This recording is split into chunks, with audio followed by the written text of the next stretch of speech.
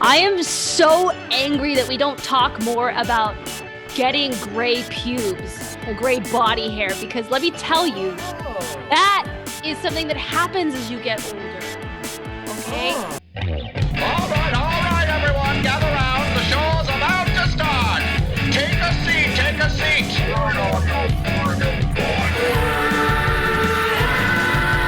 Listen, everybody, it's time for Devon Show. Listen, everybody, it's time for my show. If you have to go to the bathroom, I feel like you missed out. Don't miss a second of my show. Will there be shows? Yes. Will there be guests? Sure. Will there be fun? I don't know, man. It's time for the show. Listen, everybody, it's time for Devon Show. Listen, everybody, it's time for my show. If you had to go to the bathroom, I feel like you missed out. Don't miss a second of my show.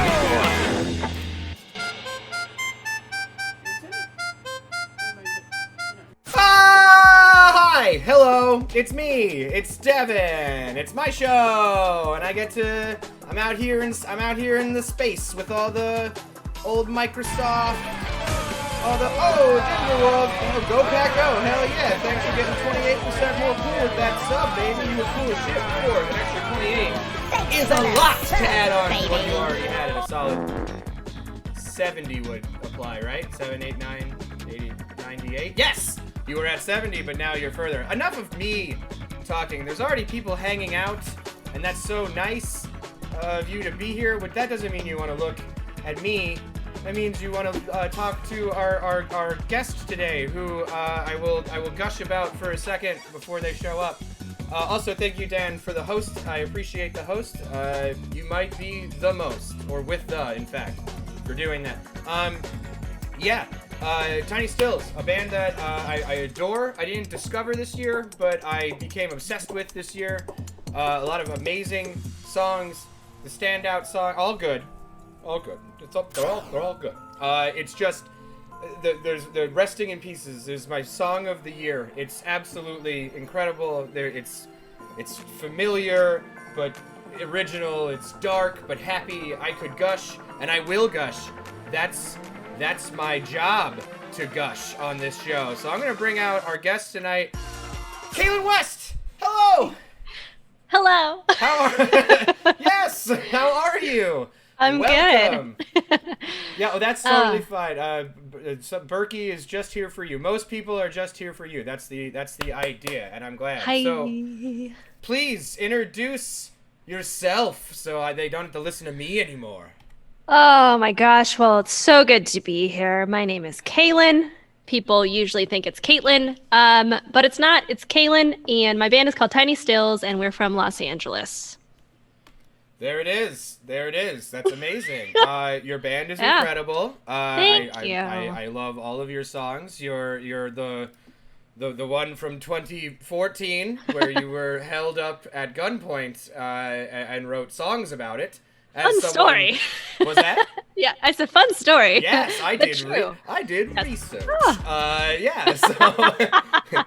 Oh, now you get one too. There's that. Yeah. Wait. It's always there. You go. Perfect. Yes. Welcome, Kailynn. Okay. So, I don't know where to start because I'm a bad host. How are you? There's obviously some stuff going on.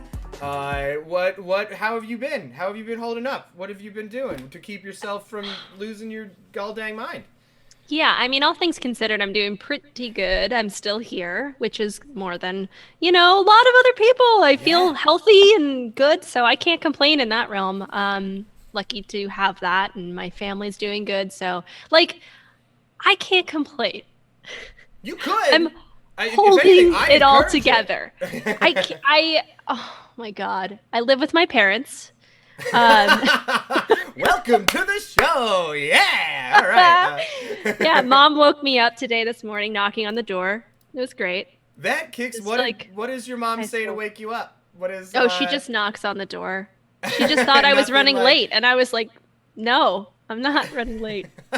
There is no late anymore. There's no late. Yeah, late has been long since eradicated from society, which I suppose is a good thing.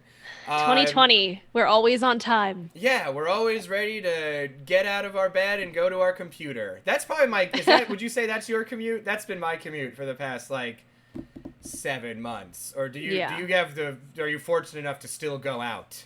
Oh, no. No, I'm lucky that I can stay in, and I haven't worn shoes in a while. Haven't. This is fancy, but it's a dress. I'm wearing sweatpants underneath. It's like... I was gonna say shoes. Just my feet have just swollen. Weirdly enough, over time, it feels like when you put them on, and it's just they don't fit right, and you have to remold. Pants are fucking weird these days. I'm now misshapen in all the weirder parts. Putting on old pants is a nightmare. I don't know. Were jeans always uncomfortable? Yeah, right. Or do we just realize it because we didn't wear them for a long time? It's did we actually need these things, or are we just wearing them for society? Because I used to be totally against sweatpants in a public setting, but now who gives a shit, man? That's where we're at. That's usually. Are you a sweatpants in public kind of person? Honestly, yeah. I feel like I like to pretend I'm going incognito. I always try to look really crazy in person so people don't talk to me as if they would anyway. You're always avoiding jury duty or something. Always avoiding people. The crazier I can look in real life is better. Well, good. What would you say what's the craziest you've ever what's your craziest normal look that you've ever just worn out? Yeah, I mean, I like to wake up in the morning and tell myself I'm going to exercise or work out, so I will not shower. And I will put on workout clothes, which usually look horrible because they're my old basketball t-shirts from high school, and my hair will look crazy, and I'll wear I'll pull my sneakers on, but I'll wear mismatched socks because if I'm working out, I don't care. And then I'll just go. That's like groceries. Society's moment to just look like you're gonna hurt someone, or like you've given up. That's the gym. That's the point of the gym. Yeah, but I want to look like ska, like a cool ska kid, and I'm not. I just look crazy. You've said something that doesn't exist, which is cool ska kid. Yeah, I think every ska kid wants to look like a cool ska kid. Yeah, I just want to look like I'm owning it, and I don't. Yes, everybody, I dropped the link in the chat. Please buy everything Tiny Stills has put out and give more money than you have, because that's the kind of world that we're in right now. We can just being a musician has basically become, I don't know how it is for you, but it's just subtle begging now. It's just hey everybody, I don't know about this, but if you could just $40, I just need $40 to my Venmo, that would be amazing. Yeah, I don't know about you. Have you been doing any shows? Have you had any online internet stuff? Have you been even what's the word? Entertaining that, or are you just we don't need to do that. This. Part of me is unable to do the most basic things, so it's this thing of we put out 3 new singles this year with full music videos that we shot, and I edited all of them, and we put them out in 2020, which is insane to think that we did that because we were tired and depressed and feeling like crap. And we had to cancel tours and do all that stuff that everyone else did. We canceled stuff. We feel like we missed a whole year of life, but I was lucky to we did put out new music, and it felt like we were doing something. And, but with live streams, we got to do a live stream for Fest. That was awesome. And I did 2 live streams. I haven't been on my live stream game. This is what I'm doing. I'm on DevonKayTwitches, man. You've hit bottom. It doesn't get lower from here. I'm happy you're here to hit bedrock with me, because people come on the show and they leave and they only go up. They only go up from here, which is totally fine.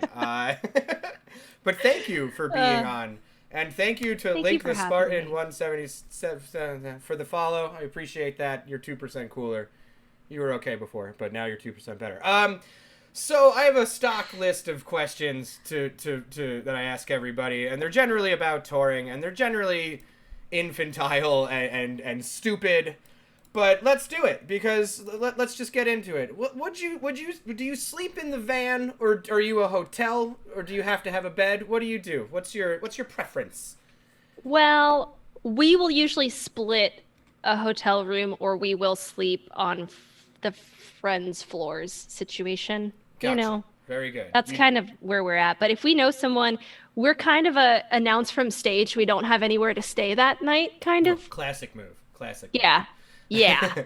Yeah, We're like, please think we're cool enough to invite us home to sleep on your floor. That can backfire, though, because then if they think you're too cool, then all night they just want to talk to you about how cool you are and not want to go to bed, which is a privilege that you're allowed to hate, I guess, as a musician. Yeah. I mean, yeah, for sure. I am usually dead after shows, and I'm not fun. I don't do drugs. I'm not good at drinking, even. Totally fair. That I'll sounds have a good kind of conversation. cool. Like you're actually like tolerable, whereas like people invite you into their home and you're not like, bah, bah, yeah. You're more like, oh, thank you for the bed. Whereas I'm just like, what china do you have and can I hold it? Like, I don't know. Yeah, you're a much nicer house guest, I assume. Assume. Well, that's good. I'm a big old van sleeper. I like to sleep on the bench like a sad person. So I like to ask where everybody tends to sleep. Do you have a hotel chain of choice? What is your favorite hotel? Do you get excited about any of them? And you know, honestly, it's the cheapest one we can find without bed bugs. We'll do that like Hotel Tonight or whatever that app is. Oh, yes. That's where you give the reviews, right? And you have to... Yeah. Yes. You know, and like, that's kind of been the way. That's totally fair. Let's see. What's your threshold?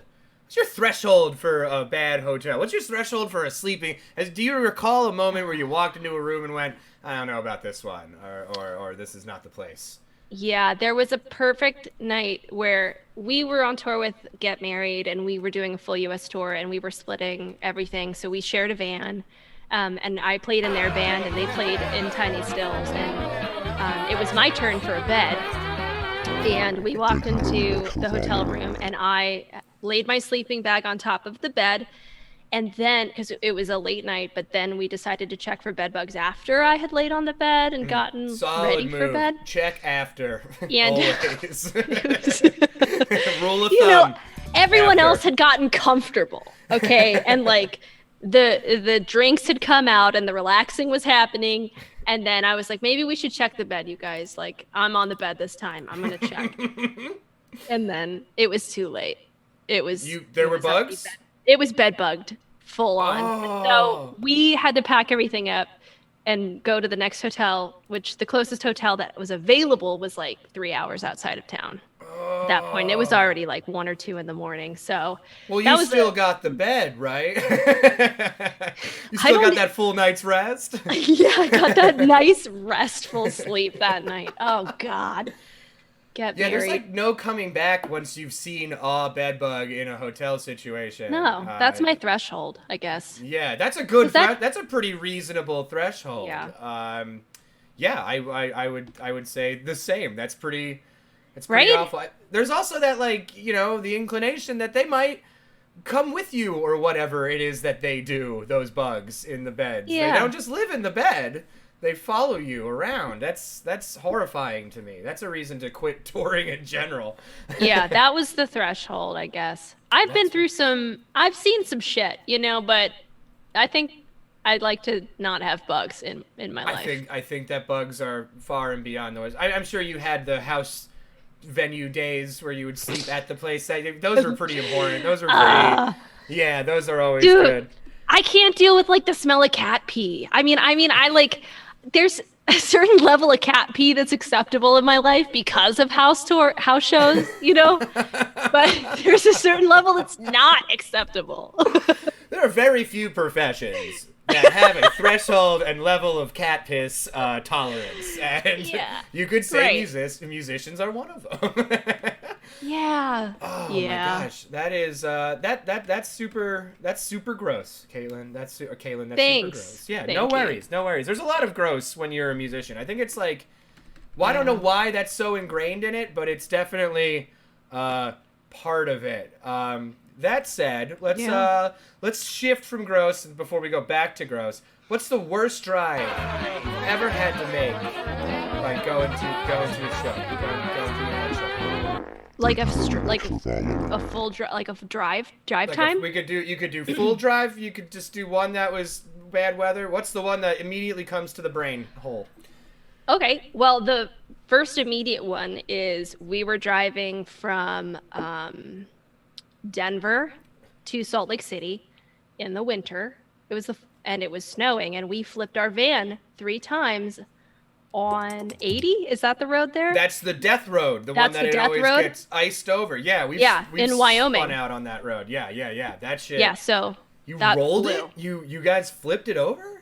We flipped 3 times. We didn't have a trailer, but the van was totaled.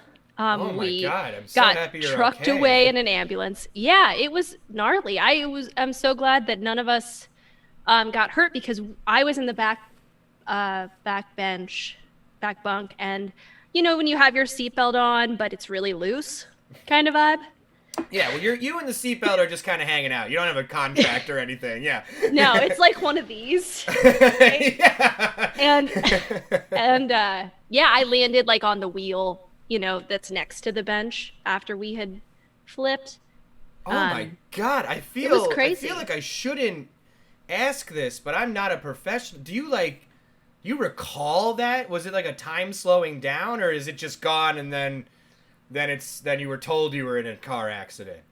It was like, so it was when I was on tour. I was playing keys for John Allison Weiss, and we were really safe. Like, we wore seatbelts, we were up. It was like at 10 in the morning too. It wasn't like after a gig or anything. It was early in the daytime. We had just gotten our coffee. We just got gas, and we're driving, and we just went over one of those bridges where the water goes underneath it.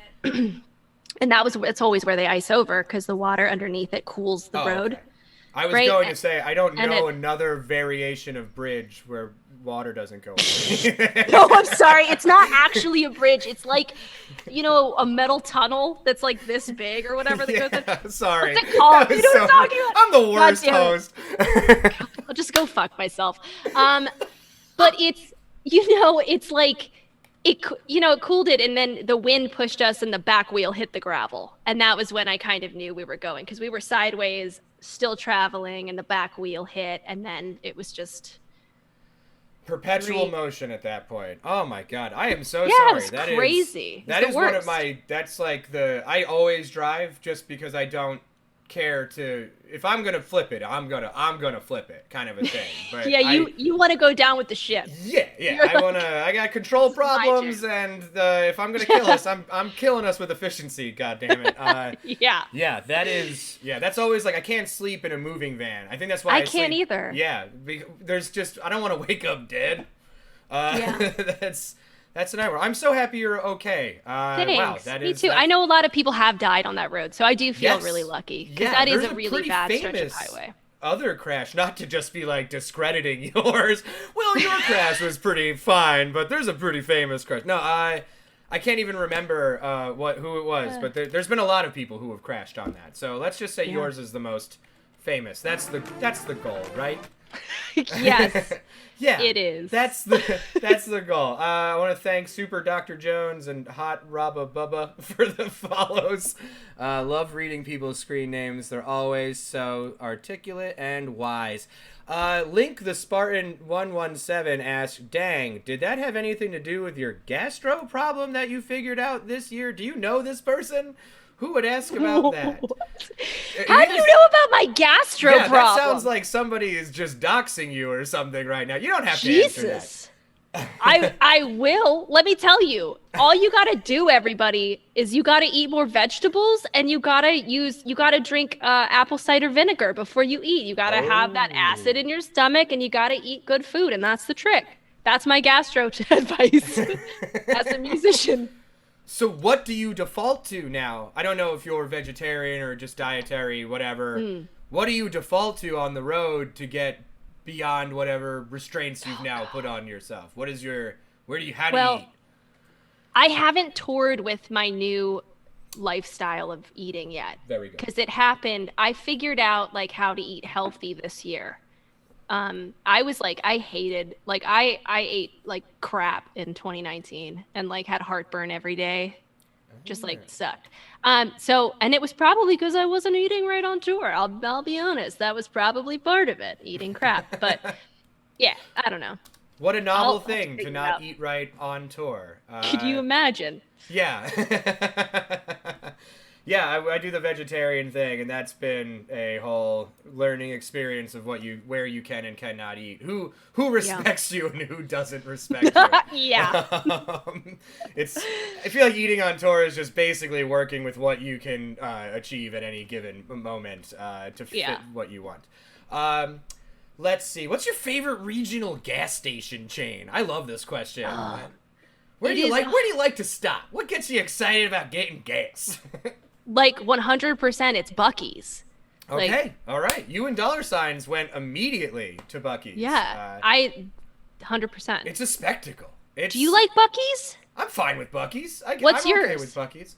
Buc-ee's is more like cult of personality for me. It's like there's like statues erected in his honor, and there's like so many like gift shop. There's like a gift shop for the gift shop at Buc-ee's. It's a lot. I get overwhelmed. The bathrooms have like LEDs and stuff on the inside. But the bathrooms are glorious at Buc-ee's. Yeah, that is a favorite of a lot of people. So I totally understand. I'm a Wawa. I'm from the East Coast, so I'm Wawa all day. I don't know what your feelings are about the diarrhea sandwich place that is Wawa, but it is Wawa. It's very, very good. You're getting asked from the chat from my wonderful partner who asks everybody, what is your favorite bird? It's just the woman I love asking questions. A pelican. It is for sure the pelican. Because they look insane when they yawn. Have you ever Googled it? Please do. Somebody drop the results to the Google of a pelican yawning in the chat so we can all see that. I bet they're like, what is this called? The yobble? The yum yum? I don't, what is that? What do they call that? I don't know. I don't know either, but someone also look that up. I bet that moves all around. Oh, look at that. Dan already pulled it up. Oh, thank you, Dan. Oh, I'm looking at it. Oh, wait. That's we'll pull that up here in a second. And on the in between here. Yes. What's your worst pooping experience on a tour? I feel like everybody has it. Everybody remembers the bathroom that was cursed, the one that didn't have the door, the one that was a hole in the ground. Can you recall your worst thing? Your worst poop? Yeah, I can. Very good. I mean, it's definitely it was in Seattle. And it was, in a bathroom that for some reason, when they put the door on the stall, it has like a gap that's like this big between the door shutting and the like side of the stall. The old viewfinder. And I'm like, what the fuck? And so it was just, because when I was just pooping in front of anyone who came in, and that was like, I'm like, come on. That is such an absurd thing that people... Especially venues, I've always noticed. I mean, I get why, but I've never understood the, hey, let's not put a door on it. Let's just see what people can endure. That's what it's always felt like. But but then there's the ones with the pee and the stuff all over. I mean, there's a toilet, common misconception from over time that a women's restroom would be cleaner than a men's, and I don't think that that's true. I don't think that any restroom in the United States is clean, and I bet you can attest to that.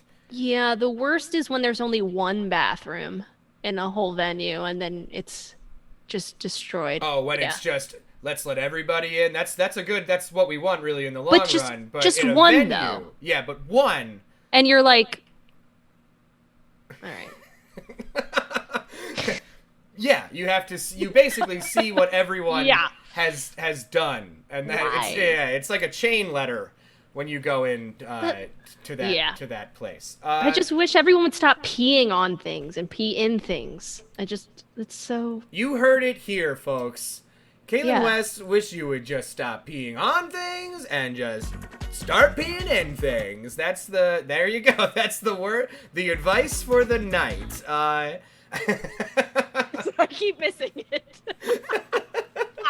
Very good. I'm glad I haven't scared you off yet or made you feel uncomfortable or not entertained. Thank you again so much for saying yes to my stupid bullshit. I have to say thank you to Madcat Matt for the follow. If you all like what you're seeing, I do this all the time with way more talented people than me. Drop a subscription if you want to give me money that I have to hide from the government. So, let's see what other questions I like to ask you. I would say, and this is just me with my research, that would you consider yourself a songwriter? Like, first, Tiny Stills is kind of, not to discredit the members of your group who are very talented and played on the recordings and all that, but it's kind of followed you around. It's like the Solutions had a million iterations in their time, and it's kind of, it'll exist as long as you exist, kind of a thing. So I've considered you a songwriter. I'm very interested in that you co-wrote a song with Anthony Ranieri from Bayside. Yep. You nailed it. Is that right? Did I say that right? Okay. Yeah, good, you good, got good. it. What do you like in a co-writing experience? Like, are you someone that chimes in? Do you like to let the other person? Do you have a skeleton? What is your method for writing in a group setting? I always find that interesting of people who write music. Yeah, I mean, it depends on if we're writing for like a Tiny Stills song or if we're writing for like, I co-wrote a song with my friends in Sundressed. Like if we're writing for them or whose song it's gonna be really is kind of how it starts, or if it's just a generic song with like, we want to have this be placed somewhere. Like what's this vibe we're going for? But if it's for me, I always try to start with like a lyric that stuck with me for some reason, that I can like bounce off other people and kind of see where it takes them, and I'm always a lyric person. I kind of go lyrics first, like all the time, for better or worse. And, I try to get out of that, especially recently. I've been trying to get out of that with just lyrics. But I always tend to start with, something that's on my phone or in my notes that I... No, totally. I was actually going to bounce off of that. That's the next question of the two that I wrote down. Jesus, Devon, get your shit together. Gotta go through all of these. No, I think your lyrics are exceptional. I'm drawn to music a lot more by less of the style or genre. I don't really give a shit unless it makes me generally bummed out or makes me feel something. If I leave a song and I haven't felt something, then you failed. I think that's what failure at art is when you make something and you hear it and you go, okay. It's just not, that's not a success if you ask me. And I think your lyrics are fantastic. Again, I could go on about Resting in Pieces all day. That feels like the song, the part of a relationship that no one ever talks about, that weird part where you break up and then you have to sleep in the same bed still and stuff. It's fucking brilliant. It's awesome. Your lyrics are fantastic. When you're, I know, I'm pretty nice. God damn it. So I basically got to give you a big compliment because you answered my other question. But when you write your lyrics, do you just like jot down, I'm a sad little baby, and then you eventually write the melody around it, or does the melody strike you in the car, or does the melody come with the words like I'm so sad? Like what is the order for you? Yeah. So it'll come based on whatever the lyric is. Like if I feel like really emotionally attached to like saying something one way, I will find what melody fits those words the best. Because sometimes it doesn't always work that way. Like melodies are so amazing and it's the most important part of the song, right? But sometimes I try to like meld it with what's going to sound best for this line, because I think certain words want to fall a certain way. And you can puzzle piece it together in different ways, but ultimately I feel like maybe, and I'm I'm kind of making this up as I go, but maybe there is a best way to sing each line. I don't know. But I'm always trying to top, what's the best way for what best melody for that specific line. Does that make sense? It does. It makes perfect sense, actually. I want it to be awesome. I think that your music reflects that a lot because you kind of futz around in between. That's my technical term. You kind of futz about in between genres. You have a lot of influence from pure pop, which is like tight. You've got the pop punky, early aughts, emo-y, synthy, MCS, others of such genre, and then you've also got the punkier stuff, and then you've got just ones that are almost just full orchestrated pop songs. I think that's what draws me to your band, is that you kind of have this, your lyrics and song come first, however you dress them up is also important, but I don't think they'd hit as hard if the words weren't good. So you definitely, your band very much does that, and has done that over the past two full lengths, and then the singles. Am I doing that right? Yeah. It's been a long time. We've been a band technically since 2014, but we have 2 full length records and then a couple EPs and stuff in between. Oh, I see. So you're like it's the Solutions in that sense, where you've just been around. And then one year we're like, I guess we're doing this. Guess we're fucking going now. Yeah. It's There's a lot like that. There's an infrastructure built. We just have to like flesh it out. Yeah. Yeah. Have you found that though harder in a way? I felt that rebooting has been harder because I'm already old and people already were tired of me back then when I was younger and stupid. I don't know if it goes for you, but has bringing it, maybe not back, but making it the focal point, has that been harder aside from just going off and starting Shovel, your new band, which that would be what you could call it. I don't know where I was going with that. Shovel. But yeah, we're Shovel. Yeah, all right. So yeah, that's the question. Yeah, like, is it harder to reform an existing project versus starting a new thing? Like, correct. Yes. Yeah, 100%. Thanks for deciphering my dipshittery.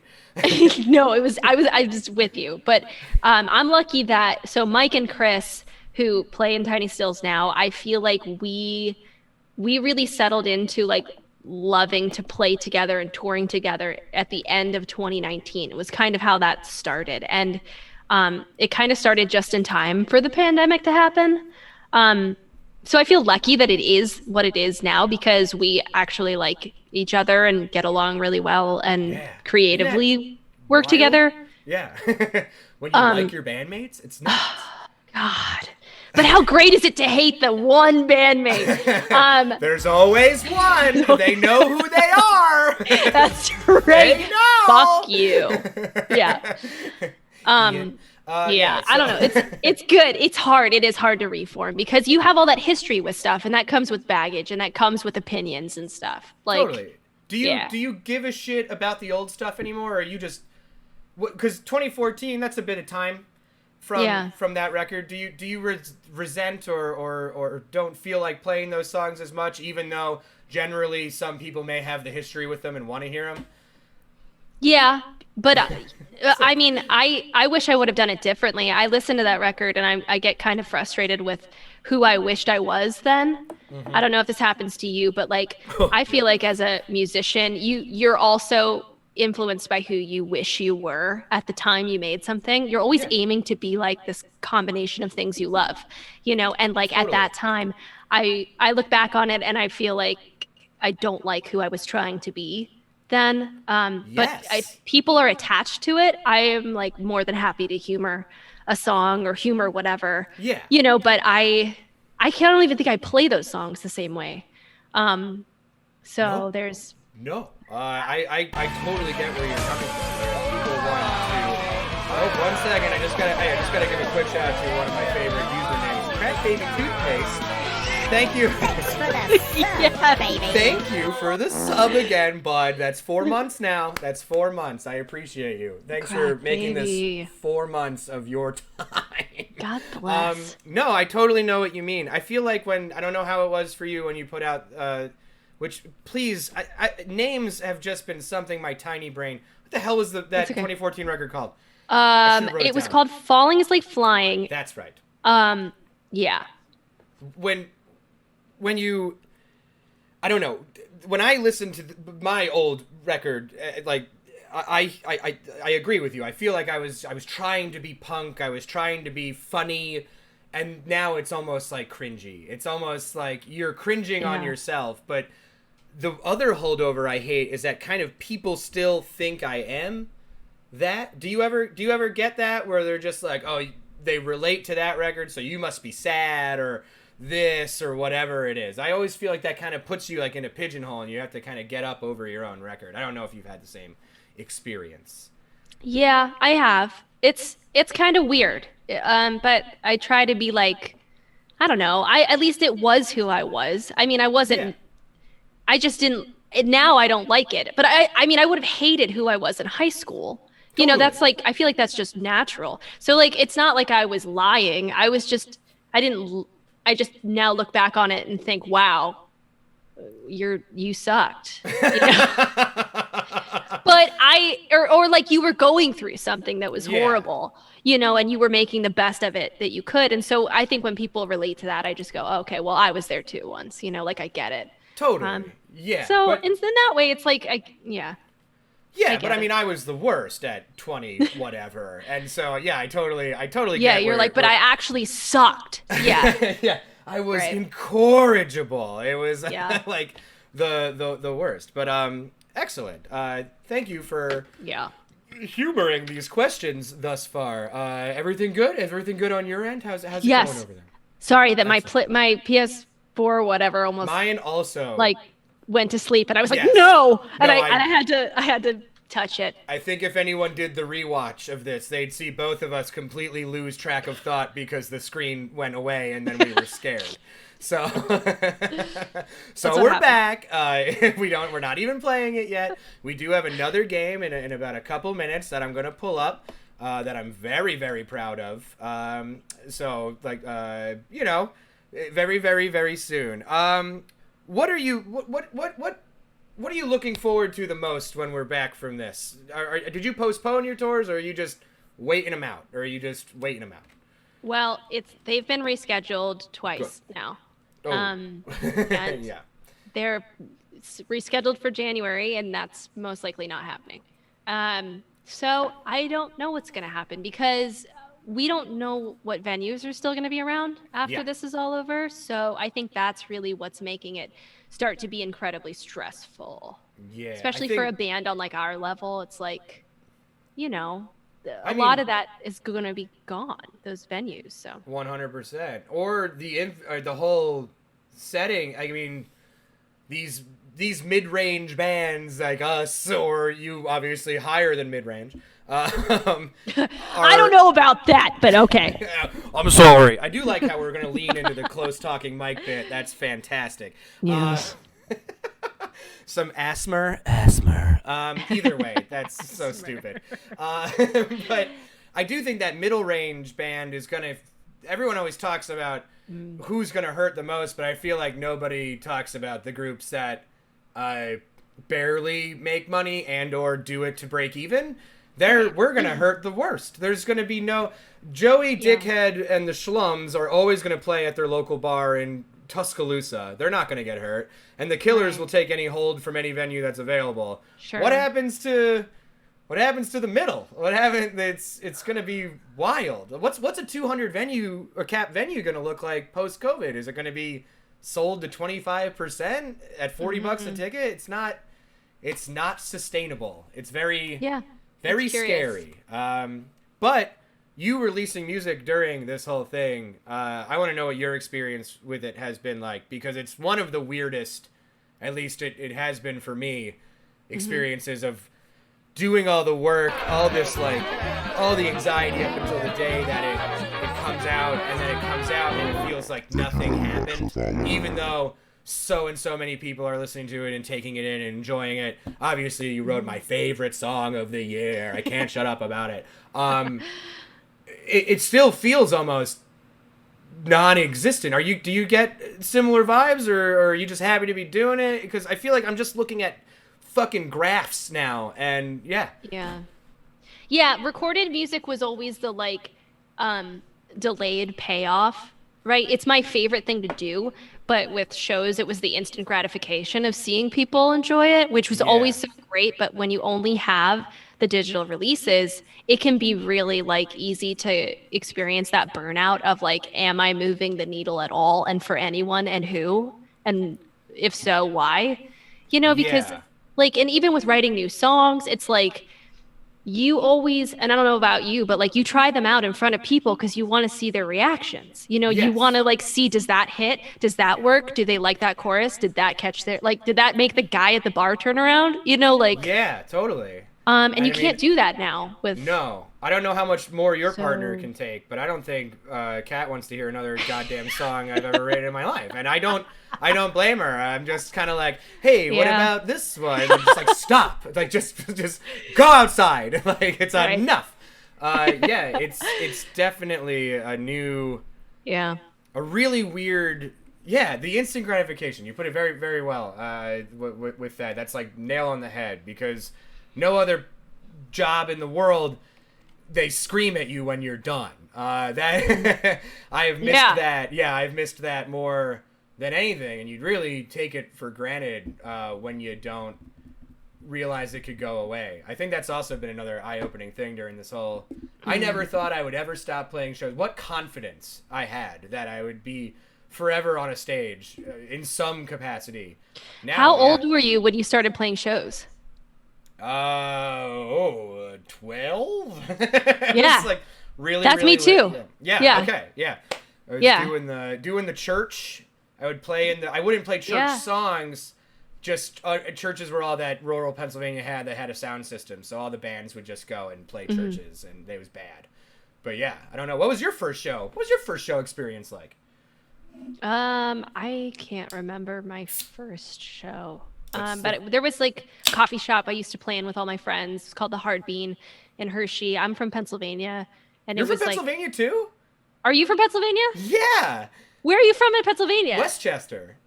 I'm from Hershey. That's insane. I've gone to your park. Get out. I used to work at that park. You worked at Hershey Park? I fucking worked We're there. throwing it out. The whole, I'm throwing away the 2 questions, and the other ones I've been making up and acting like I prepared. This is everything.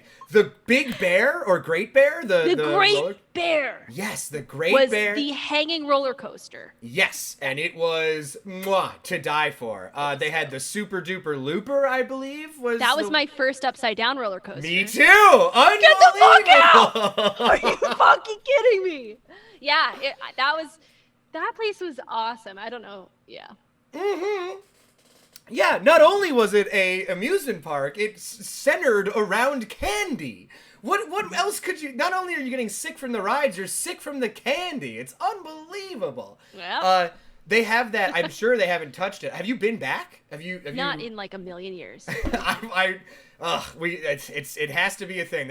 One day, Solutions or Direct Hit, Tiny Stills, yes. We're playing the park. We're gonna do it right under the big drop of Big Bear, where the net is, where they catch all the shoes. Yeah, that's so nutty. So you're a trash rectangulin. That's so amazing. How long were you in Pennsylvania? How long did you live there? I grew up there so I was born in Harrisburg, and then I lived there. The capital. Yeah. And I lived there through I went to college in Boston, and then I moved back, and I lived there my whole life, though. Where did you go to college in Boston? I went to Berkeley in Boston. I studied engineering. Oh my gosh, that's amazing. I lived in Allston for 4 years. I threw up in Allston. Yeah, that's what you do when you smell it. In Allston. That's where you go to throw up when you're in college. Yeah, the Model or the Silhouette or Tavern in the Square. Yeah, I don't know. I don't. That is so nuts, though. There's a good chance that we have at least, if it was Boston, bumped into each other and been like, "Get the fuck out of here" or whatever. Yeah, said unpleasantries to each other. Totally. We probably cursed at each other before on the street.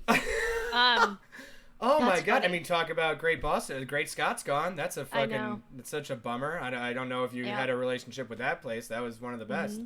Yeah. Yeah, we got Pete from Boston here. That's so nuts. I can't believe that. crazy. Yeah.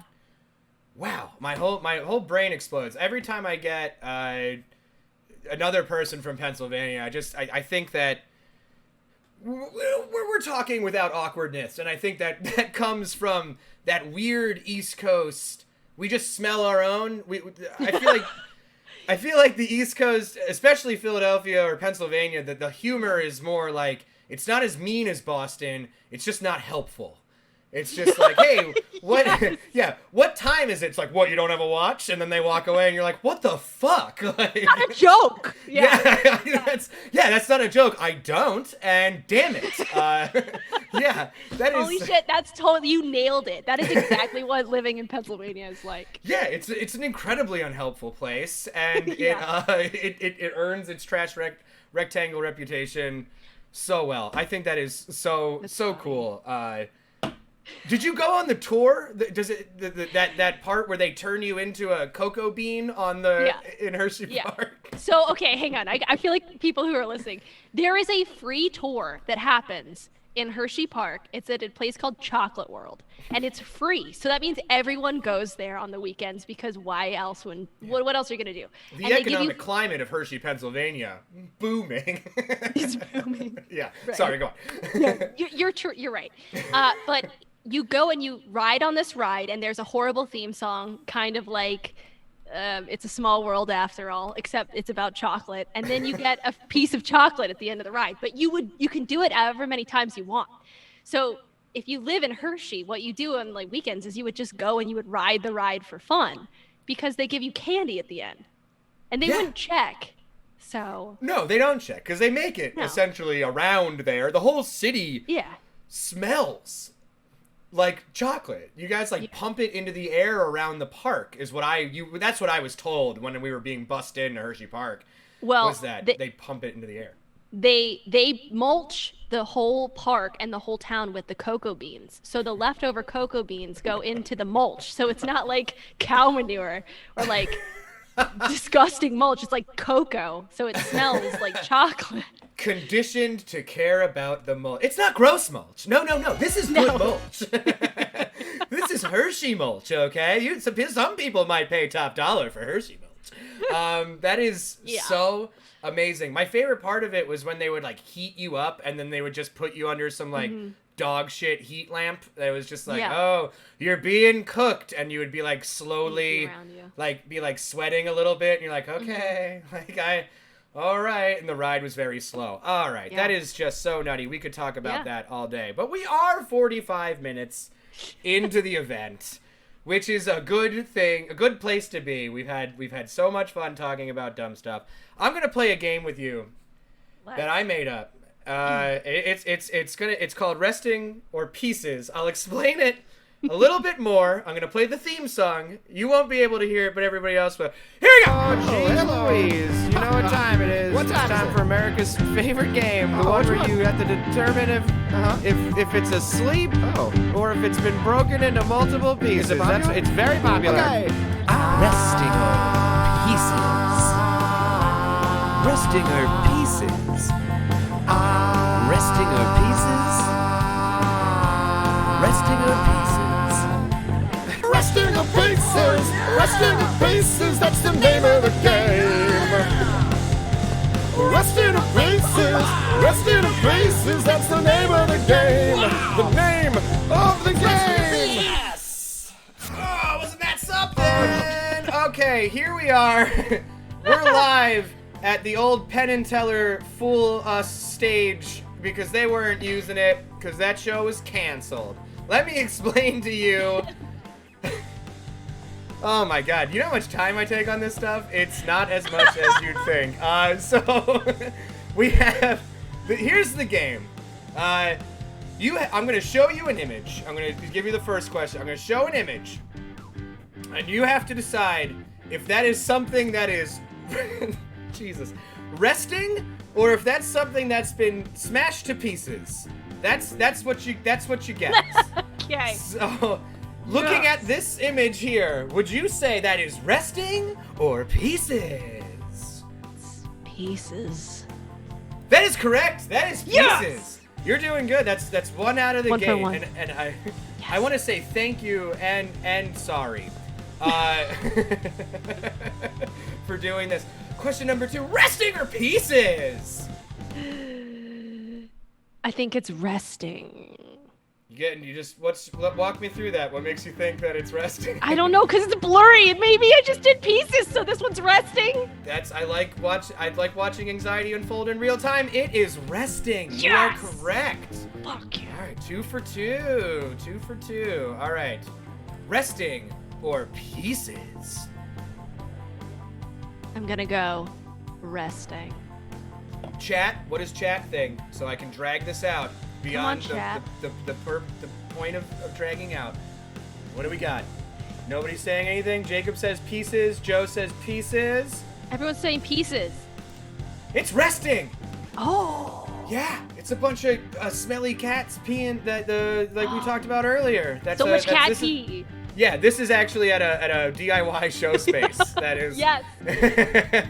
Like, no, we just foster. That's just what we do. Yeah, okay. Which means not resting. Okay. Which means they're up all night.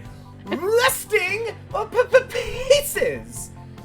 I'm gonna go pieces. I'm feeling like maybe this is a streak, and it needs to be broken. I like that you're taking it to the point where you think you're cracking, so that I have some mental Yes. investment in this, as if I didn't feverishly do this at 3 a.m. going, I gotta scream tomorrow. I can't look like a dummy. So let's keep playing resting or pieces. It is pieces. It's actually pieces. I know. So that might be your first. That was your first guffaw. That was your first messadoozle. But that's okay. It's question number 5. Is that resting or pieces? That's gotta be pieces. It It's has resting. to be. That's gotta be. It's just shit. resting. Yeah, it's Homer No. J taking a little nippy I know. nappy. I thought I knew. Wow, this is going. I can't remember how you're doing. I assume it's good. I'm doing well. Yeah, you're doing okay. Resting or pieces? Pieces. Are you sure about that? No, resting. I've changed. Resting. Are you sure about that? Yeah. Yes. Final answer. It's fucking pieces. Oh shit! I made you second guess that God shit. damn it! Yeah, you can't. I cannot be trusted. I cannot be trusted. Wow, Jacob knew it was a cell phone. I'm not really sure if that's an accomplishment in the chat to know what it was. But good for you. Resting or pieces? Oh my god. It's resting. It's pieces. It's pieces. It's Trump's. It's It's star. Trump's getting star. Yeah. Yep. Did Yeah. that happened in Hollywood? That's Yes. right, not L.A. Okay. I have a Midwesterner's understanding of Los Angeles. I'm It's just all like, the it's where the same. stars live. Yeah. It's fine. Resting or pieces? Pieces. It's resting. I'm not dead. I am tired and ugly. Oh. Yeah, pieces. Google really is a wealth of stuff. All right, let's cleanse the palate. I love this. Let's shake it off. Let's Okay. get out. Let's get out. What have you been listening to this year? What have you been indulging in music-wise? I've been listening to Devon Kay and the Solutions. I've been listening to Fiona Apple, new records. Both you guys. That's a fine answer. You don't have to keep digging if you haven't been indulging, or if you just can't think of it.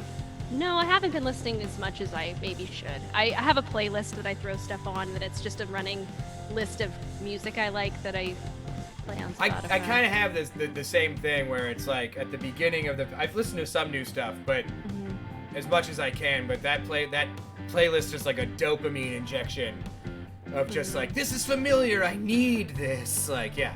That said, good answer. Yeah. Here's another chance for an answer. Resting or pieces? Oh my god, it's gotta be Pieces! It is not. What the fuck? It's resting. There is no standard to what I can do to set up the question, so you're really at my mercy. So you're not doing bad. This is a total guessing game. All right, great. Very good. All right, we have Killing it. 3 left in this game. Resting or pieces? Pieces.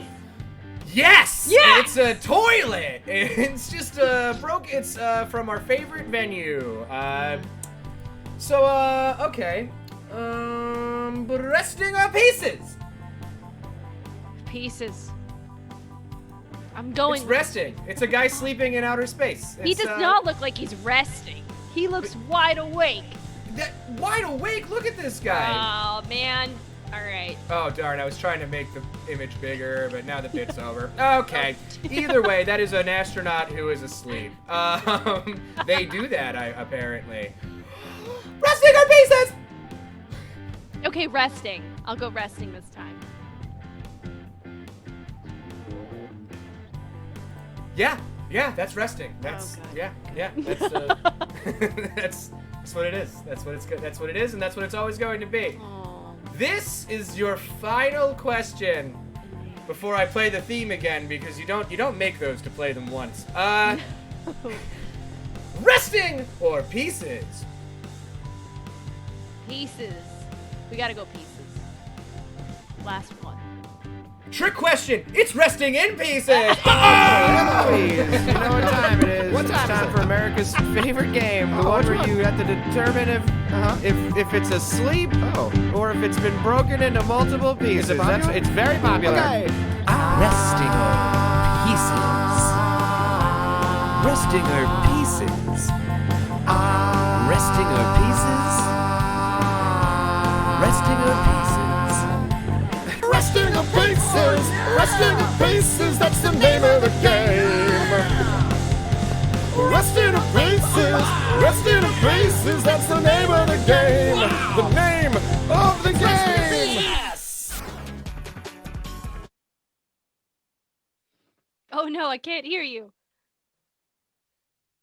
Hello, I'm back. Sorry about that. great. Perfect. Okay. Excellent. That was thank you for so much for putting up with my crap. That was awesome. It gives me such delight to put someone through the stupidity of this whole thing, especially like respected artists. That's the best part. Like, what did you think you were gonna do when we got on this show? Did you think it was gonna be like just like a zoom window, not your face exploding behind you the entire show? Because I don't know. This is great. I'm glad you're having fun. I can't thank you enough for thanks doing for this. having me. So, I think it's almost time for us to just keep chatting and playing the game. I need to send out another invite to you. It seems Oh, like. yeah.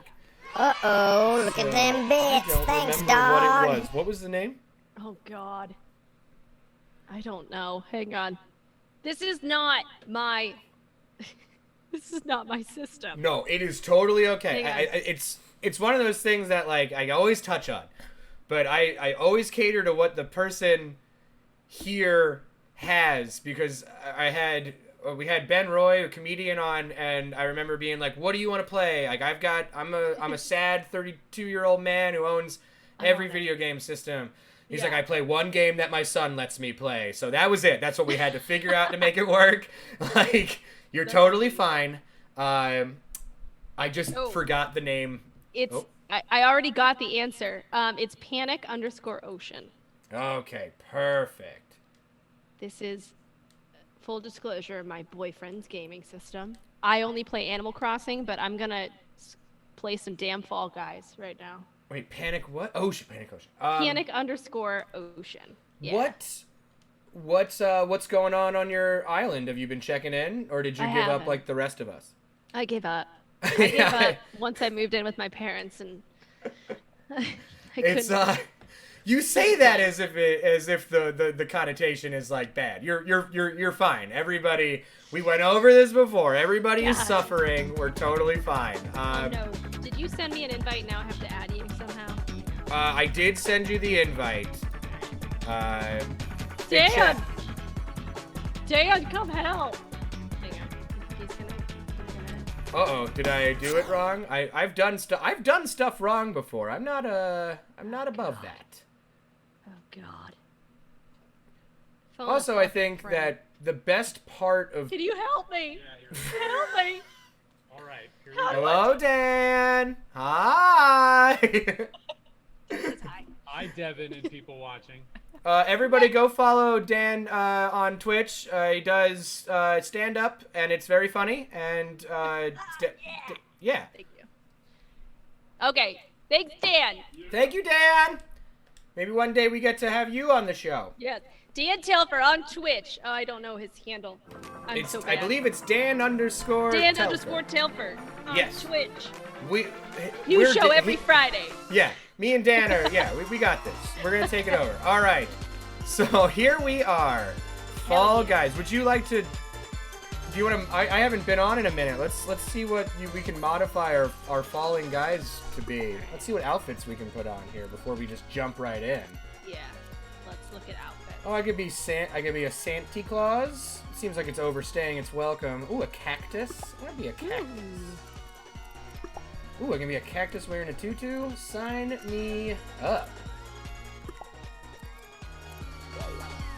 Alright, how much experience do you have with Fall Guys? I'm a level expert. Oh, excellent. Excellent. So you've gotten how many crowns would you say you've had? Around 20. Around 20. You know, I don't want to brag, give or take. Alright, I'm readied up. Are you readied up? God. Yeah, do you hit the button or do I hit the button? I believe we both have to initiate a button hit. Okay, this is a consensual button hit. Let's do it. Yeah, we both have to be the button hitters of this. I'm gonna hit it. I hit the button. Dang, there we go. Oh, cool. We're going. Actually, Kat got it in the thing. What do you think? Dan's Twitch shout out. Yay! I want to thank everybody who's been hanging out. How many people? We got 30 people hanging out. You know? Oh my God! Thanks, guys. It's not a big show. We're no PewDiePie or Dr. Disrespect or any of the big names in streaming, Kailynn. I'm sure you know them. Who's your favorite streamer, would you say? Oh my gosh! Stop! It's you! No. Dan! Just like you've only been listening to the Solutions all year. Yeah, okay. You'd be amazed at how little music I've listened to this year. Truly, like not at all. I'm not amazed. I understand. I feel like music, when you're listening to it, especially when you're consuming new music, I gotta be driving most of the time. Yeah, that's when I listen to it too. Yeah, I don't want to listen to music in my room. I need to be anxious in my room. I have other things I have to do. Yeah, I'm always trying to work if I'm at home. So yes. Do you are you in the mindset of this pandemic as I need to work constantly or I'm doing bad? Oh yeah. Oh yeah, I have to like always be moving, otherwise I'm just thinking about how I'm gonna die. Oh my God, me too. Yeah. Yeah. That's a universal experience these days, I think. Yeah, it's pretty tight the way that I'm so aware of my mortality more than I already was. Right, isn't it crazy? Just like realizing we're all so temporary, especially me on this stupid bridge. Where I don't know where you are, but this is not going well for me. It's okay. I think that a lot of this is that most people don't seem to care about the game that you're playing. They came here to hear you and hear your thoughts. The game just kind of takes your filter away. I've always felt like now you're gonna want to open up more. You're not gonna think about stuff, and that works in all of our favor. My question that I always ask is: has Tiny Stills or you in any other project? Have you ever played like a corporate gig? What? Do you ever do those? You ever done one of those? I used to in high school. I used to play in a bluegrass jazz band, and it was kind of like this Django Reinhardt style bluegrass jazz. We had a fiddle player, an upright bass player, and I played guitar in it. That's and awesome. we used to do corporate stuff. How was it? What was the companies that you did, or are you on a non-disclosed? No, we like played at the Capitol building. We played like for like fundraisers, and we played at like libraries and bars and restaurants. Like it was that kind of corporate, but not like corporate like I don't know, like Pepsi Summer Bash. general, yeah, like someone would hire us because they're a company, I guess. More like restaurants and stuff. So it's the closest I got to corporate. Oh my god! Sorry, I just fell. Don't be sorry. You qualified? Yes. Damn it. But now we Shit. get to watch you. So now everyone is watching your screen. Okay, well, I was actually doing really well. I And now I don't not. think you're doing bad. There's still plenty of slots open. You just gotta get on that thing. Let I'm me not be gonna tell you honest. what to do. You don't I- need another white guy telling you what to do. Excellent. So, what was yeah. the name of that bluegrass band? We were called the Rainy Janes, and I was like, eliminated? What? Oh, Okay, dear. sorry, Don't worry. I'll join out. I'm good. Okay, it's cool. But no, it was fun. I mean, I used to play in bars before I could like drink. Really? That's cool. Wild. They used to Well, let I mean, us come. in pay us to Pennsylvania, play. what difference does it make? Everything there. Oh is my god, laws. I know. Yeah. Yeah, it's like the Wild West of. The East.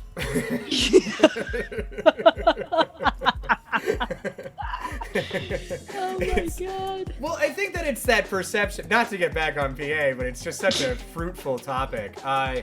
It's so big that the cultural epicenters, both of them, both cities, are just specks on a map in the grand scheme of the civilization-less area that is most of rural Pennsylvania. It's true. I mean, you've been to Reading? What's that, Reading? Yeah, the Railroad Museum. That's it. right. That's right. Bologna. We've got bologna. We've got Utz. We got snacks. The snack aisle in Pennsylvania, the thing people need to know about Pennsylvania is the snack aisle is like huge and extensive. Yeah, we don't in care about all ourselves grocery in stores. Pennsylvania. It's like tasty No. cake. No, Utz. yeah. Yeah. Did you ever do the Utz factory tour? Yeah, I did. Hell yeah. Yeah. It's so nuts. Like, that's all we have, you guys, is like fucking Utz, pretzels, and chips, and like Lebanon bologna, and Hershey chocolate. I don't know. That's it. You gotta like experience it. That's all there is to do. Oh, what is this from the chat? What's your least favorite state? Oh, God. And it's okay. Mine's Nebraska. Oh, well, I guess maybe mine would have to be Wyoming because I flipped a van in Wyoming. That's right. That's right. So, not for... I also got a speeding ticket in Wyoming. I was going 90 miles an hour in like a 65. Don't do that. The way that you said it, I thought I was going to be on your side, where it was just like, I got 90 and a 91. It was like... No, I did a bad thing. It was when I was moving to California and I thought, there is literally nothing here. I can do this. And I started driving 90 miles an hour in a 65 because there was nothing else around. And then a cop pulled me over and said, you can't do that. And I was that like, sky is so big, you don't think there's anybody watching you. I understand. Yeah, it's really flat, man. It's something. It's legally a place. Yes, that it is. I didn't know Utz existed until it was on Mad Men, and even then I was like, no way, there's a food called Utz. That was from Dan. There is a food called Utz. Also, Yeah. Utz was, if you want some more Utz facts, they were the ones that got flagged for causing, and I'm not making this up, they were using that oil stuff that caused anal seepage. What? Yeah, look it up. Why did I not hear about that? It was like this, some peanut oil or some whatever oil was, yeah, it would cause butt leaking. That sucks. Yes, it does. It's not my ideal chip experience. I don't pop a Pringles and then, you know, stain my shorts. Have you noticed that there's like a poop theme that goes on? There with is this? a poop theme here. I've always felt it's very, it's just universal. It's unifying. Everybody can talk about it. Everyone's had that moment where they're scared or alone Okay. when they had to poop. I'm gonna ask you a question. I'm here. I'm This all is ears. poop related. and it's something that a lot of musicians and I have talked about. Have you ever pooped your pants on stage? On stage? No. Yes. On tour? Yes. On stage? No. Have you? Not on stage, nor on tour. I've been very lucky, but I know a lot of Oh, people okay. who have. I'm just the Queen of England over here. Listen. I keep my poop in the Listen. toilet. You gotta poop in things and not on things, okay? No, for real though. I know a lot of people who have, and they've just because they've been sick, and they have to play the show anyway, so they keep doing it. Did you make it? Are you in? No. What the hell? That's good because I just got eliminated. So that's perfectly fine. We're back. No, yeah, I don't know. It's I've heard of the poop thing. I'm very like on stage. I'm very like I don't know how you get before you play, but I'm a very our trumpet player on the last tour pointed it out to me. I get like really quiet and methodical, and I walk around and I check everything, and I walk in and out of the bathroom like 58 times as like a spot check. I'm always just kind of like, well, maybe I have to go pee again for the 100th time. Yeah, I've kept that to a low. Good for you. I guess so. I guess. Not everyone has had that. I know that Laura Jane Grace has a pretty famous pooping on stage story. Who did you know? That came from a place where you've heard a story, I feel like. I can't say. I cannot. I will not poop reveal who told me that. We don't have to know who. We don't have to know who. We What can do you just want- hear how. How? They had to play a show and they were not feeling well, but they decided they were going to play anyway.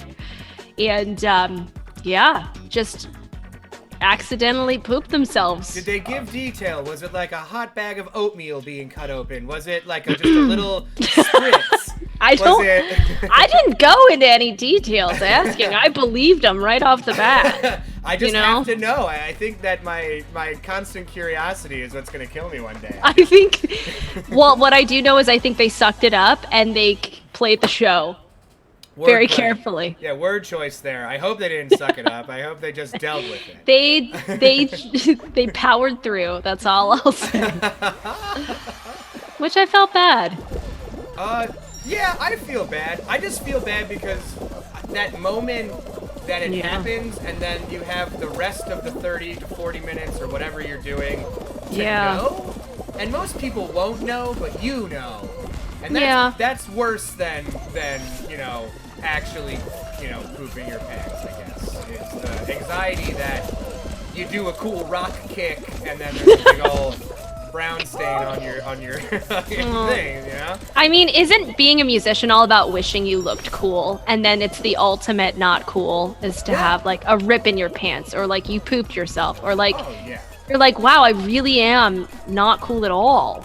Oh yeah, I mean, I've always said this, that musicians are generally we're the least cool because we have to go on stage and like sing and like play. It's like hard, so being cool is, I feel like, hard after all of that. Learning a skill like that is really hard, and then being cool after the fact, that's why, cool people in music are always lauded as awesome, because not everyone is a David Grohl. I suppose. I don't know if he's actually true. Cool.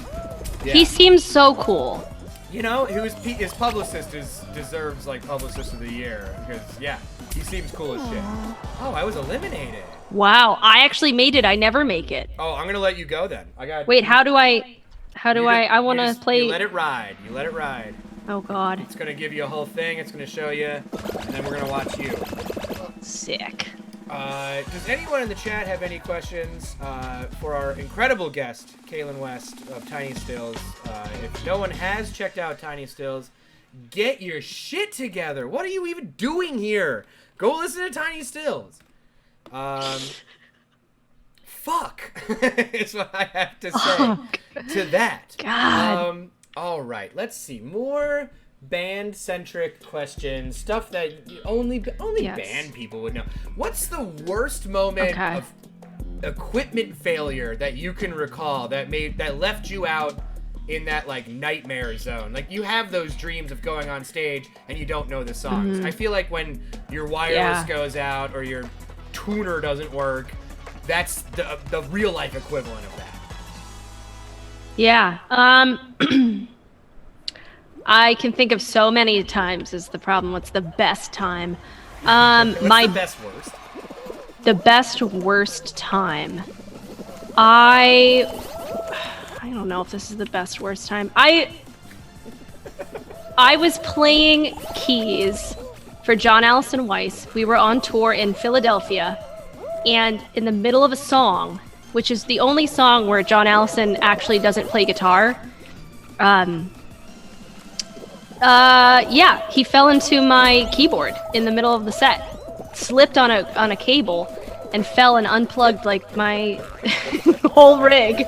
And I was like, no, because I also am like, I'm a utility player. Like I can play keys, right? Yeah. God, I'm really sucking at this. But I have to practice really hard, and I'll learn all the parts, and I'll get it. But it takes a lot of work for me to get to like show level, and then even then, it's a different ball game because you don't have your amp like you normally do with guitar. You can't hear it out of the monitors unless the monitor guy's got it up, or the monitor girl. But 90%. And I'm assuming you were playing one of the churches or the fire or whatever where they don't believe in monitors or something. Yeah, eliminated there. I knew that was happening. I forget where we were playing, but it was a sold out show. It was a big show, and I watched it happen in slow motion. That is actually super eerie and weird because I remember my worst technical night ever was in Philadelphia at what was the not underground as in like no one knew about it. It was physically underground, the church, First Unitarian Church. Okay. That place. Yeah, that was with Off With Their Heads and not Leftover Crack, but the other one, Morning Glory.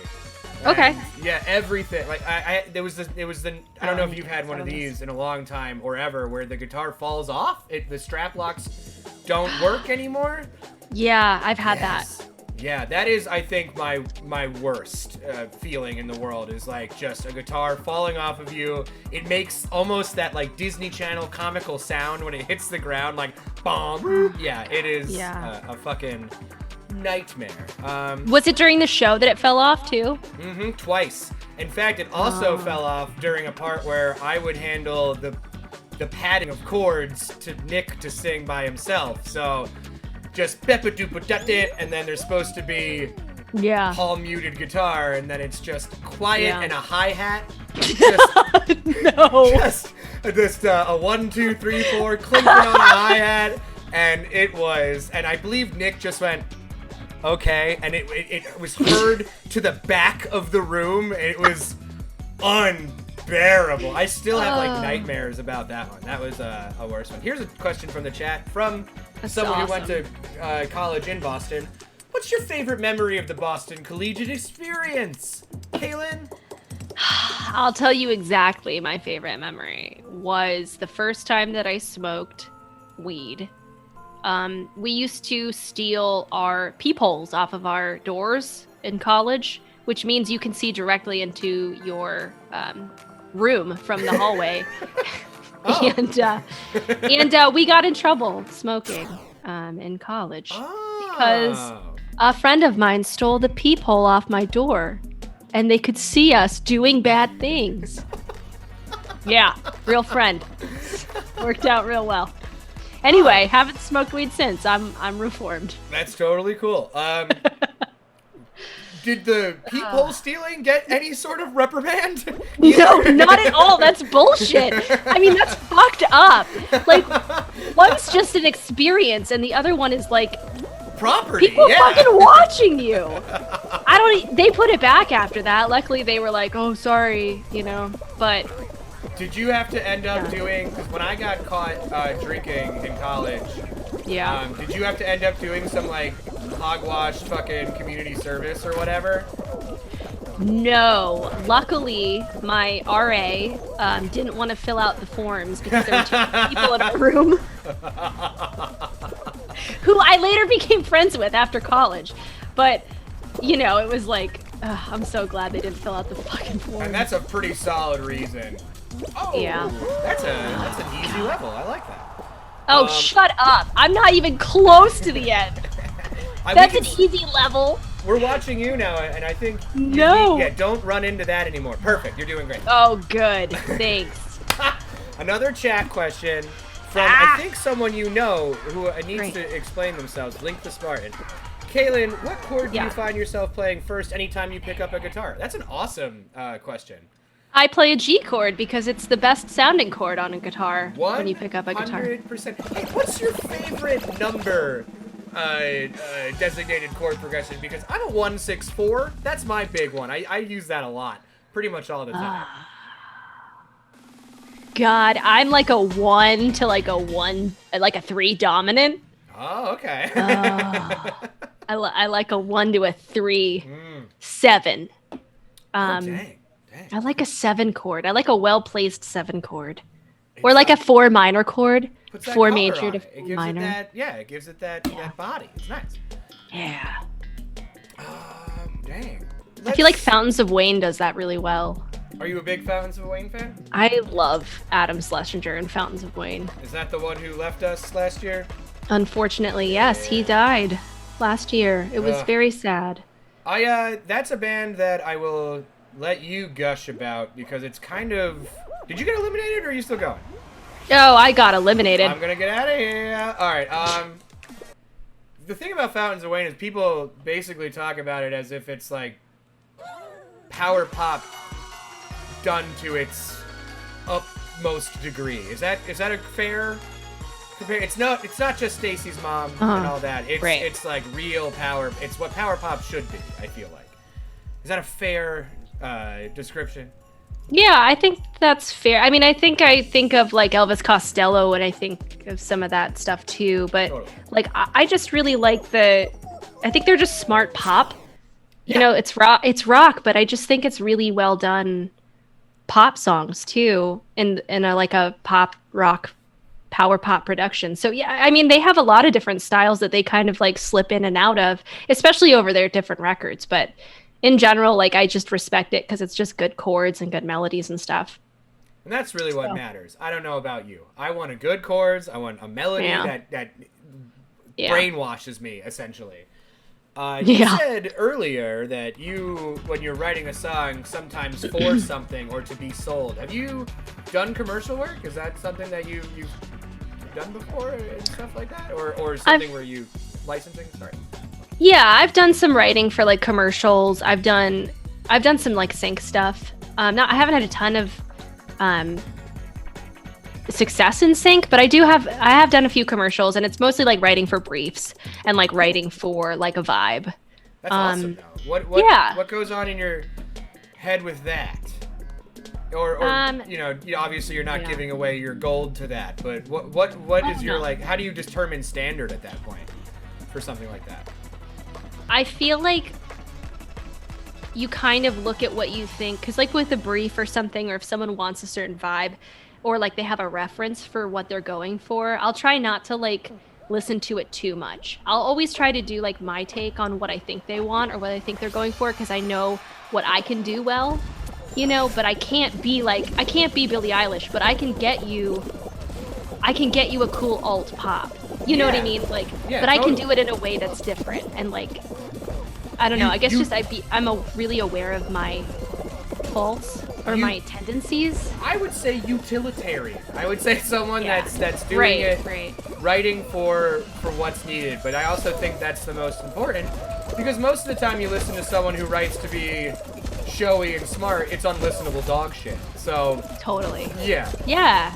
And like that's the thing with pop what music. You're doing isn't smart, obviously. I don't want to say that's not my implication. But I know I know exactly what you're talking about. Like, people wanna... A lot of times musicians overcomplicate things. Yes. But you just want what feels good. You know, and sometimes you think too hard about it. It's like anything else. Like, I think you gotta learn to trust yourself sometimes with that stuff. Do you feel like you have to kind of catch yourself sometimes doing that, or have you almost gotten it down to like a science? No. Oh no, I don't know what I'm doing. I overthink everything, but I qualified. Holy shit. Hell, you did also respond to that as if it was bad. You were like, I qualified. God damn it. No, that's the second time ever. Holy shit. No, I don't. We got a question.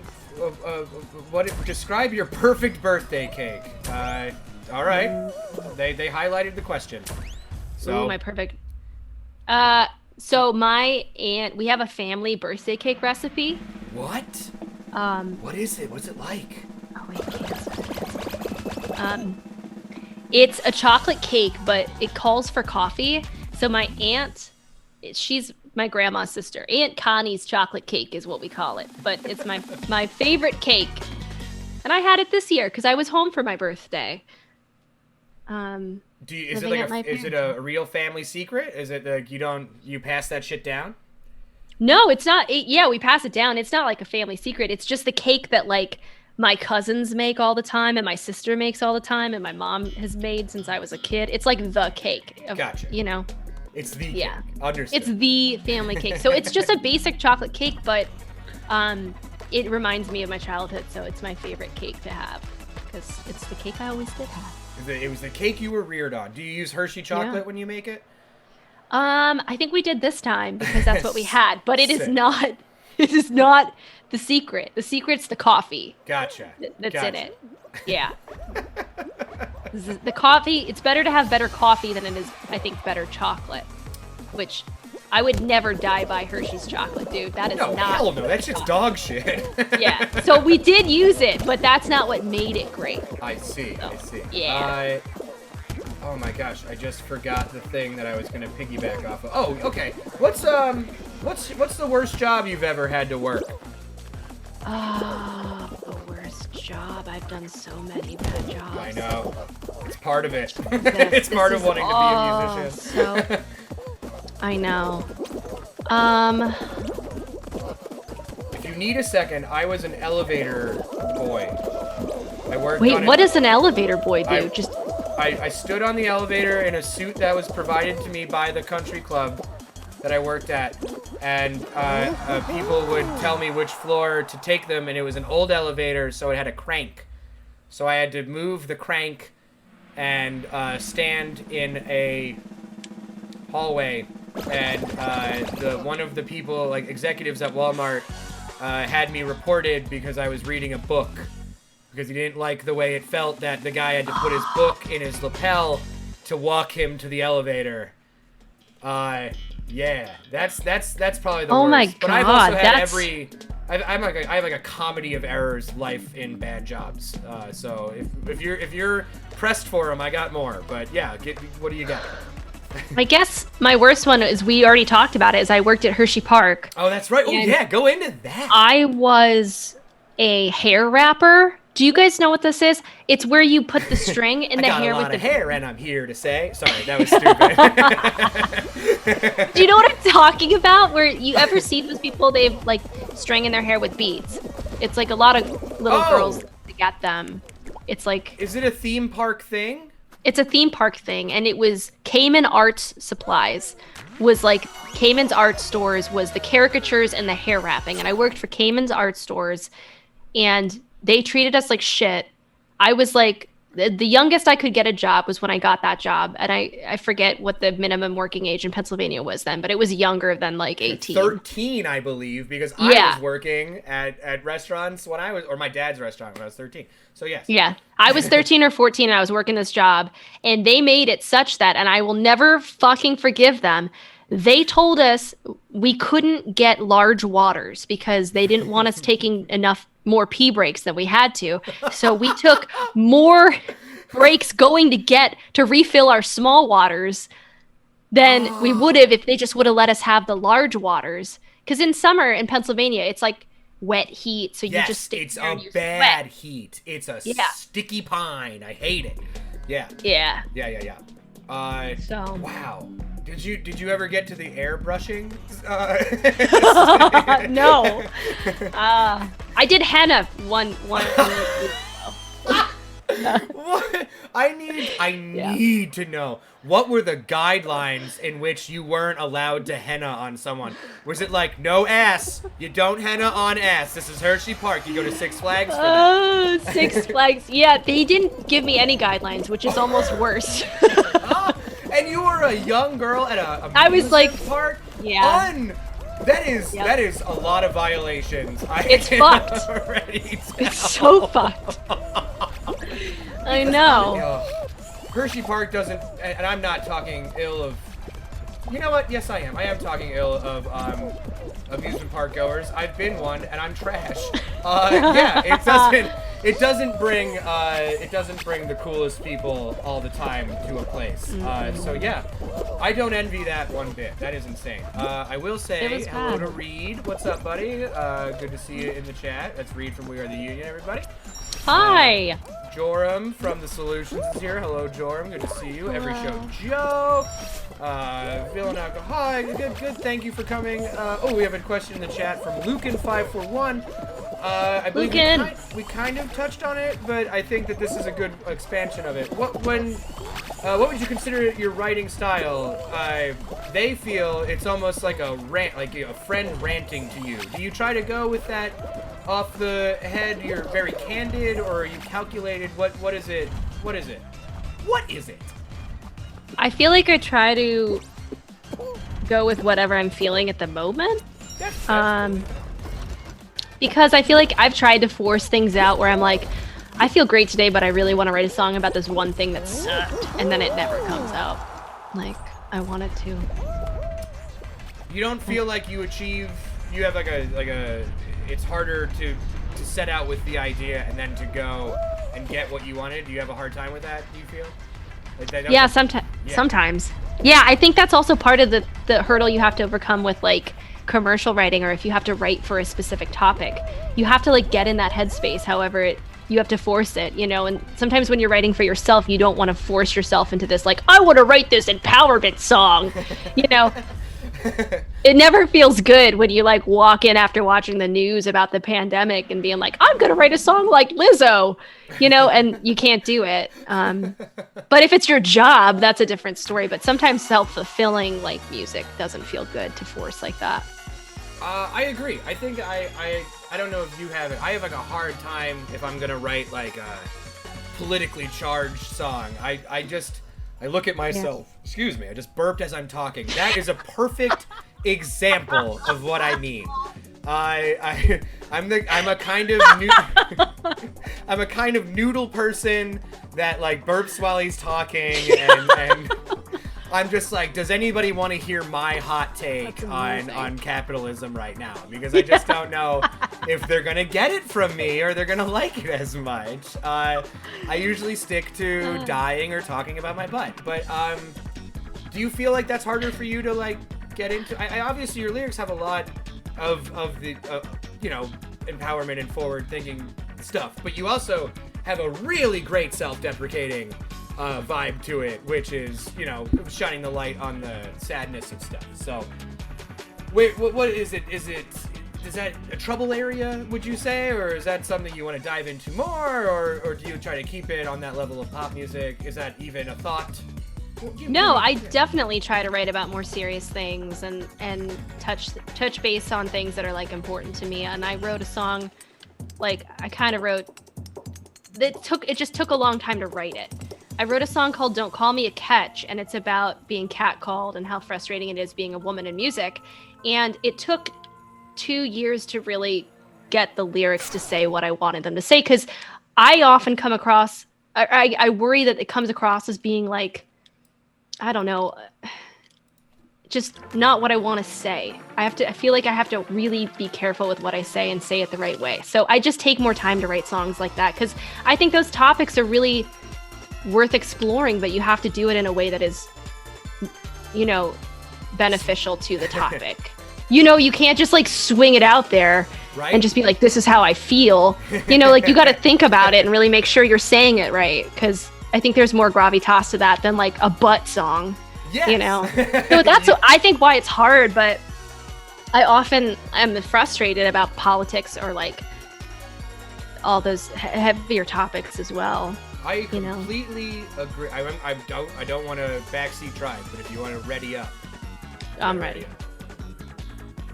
Means, did you? Gotta Wait, hit what X. did I do? You gotta- Oh wait, Are you hang in on. the? Are you? Are we still? Are you back on No. the main screen? If not, no worries. No worries. I'm trying to get there. You're getting there. There's not a problem. Hang on. I gotta wait for the X to Totally X out good, of it. not a Oh problem. shit! I do not want to watch this. Damn it! I'm I sorry. do have a Oh, similar no.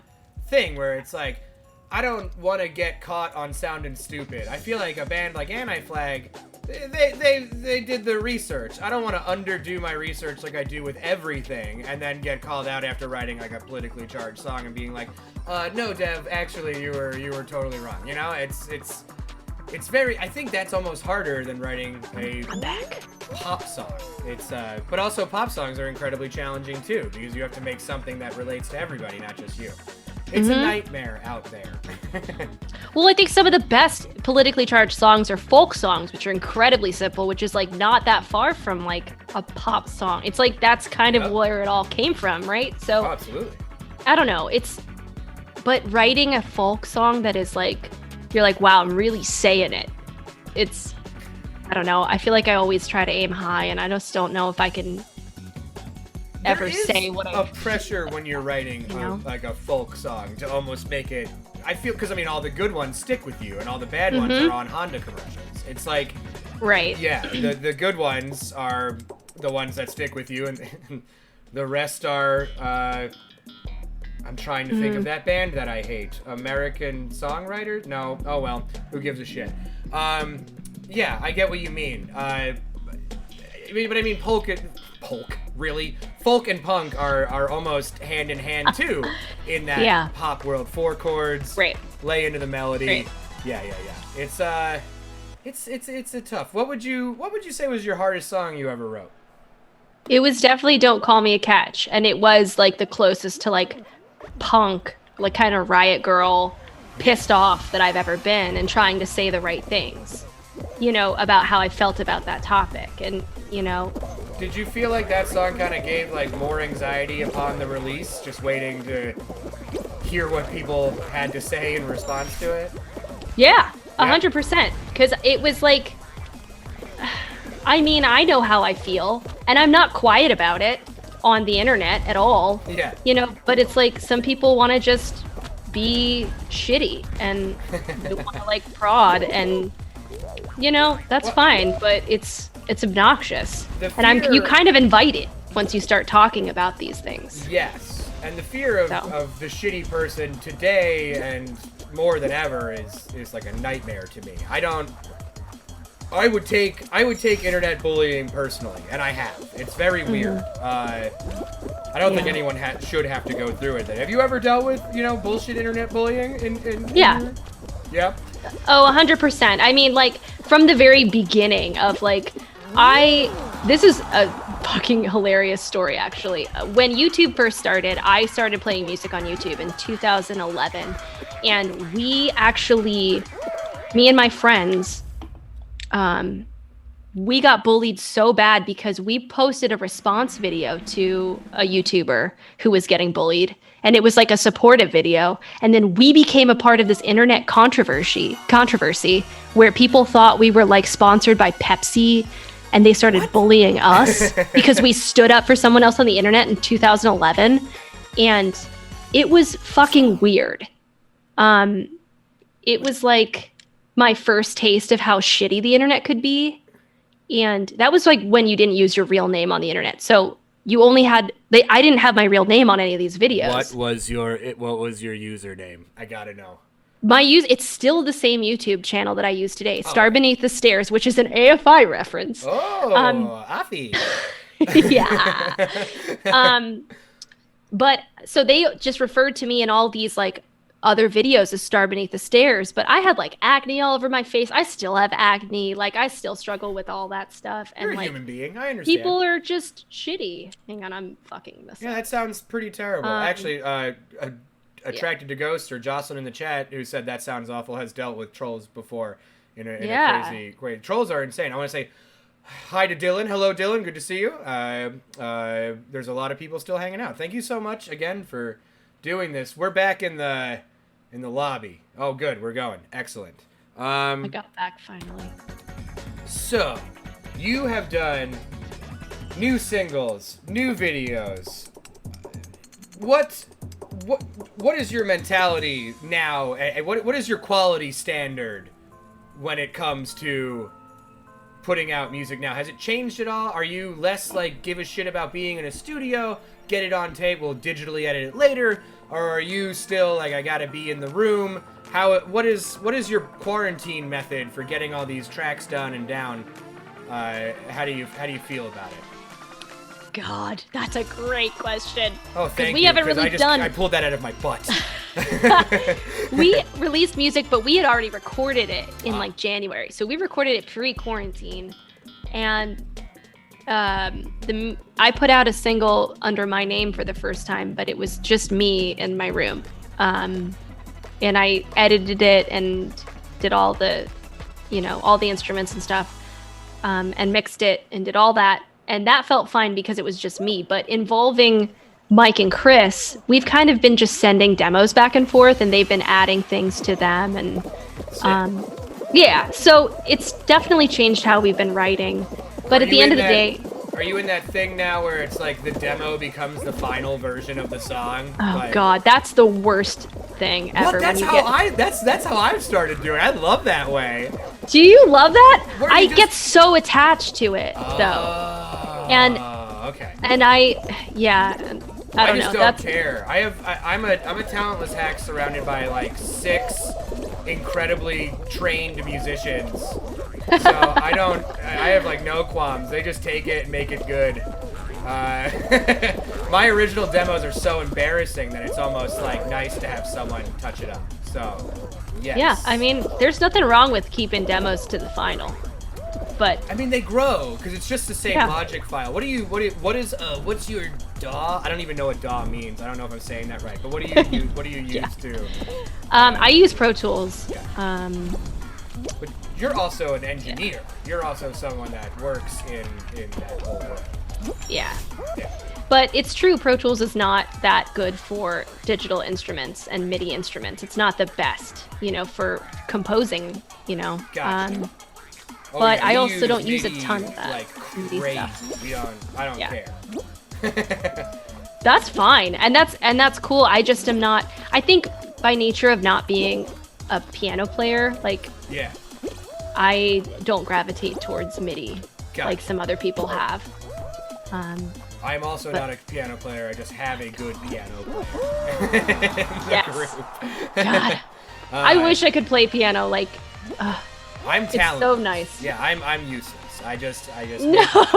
I make people work and do things for me. 2 of them are already in the chat and they're acknowledging this. So yeah, they know what they're doing.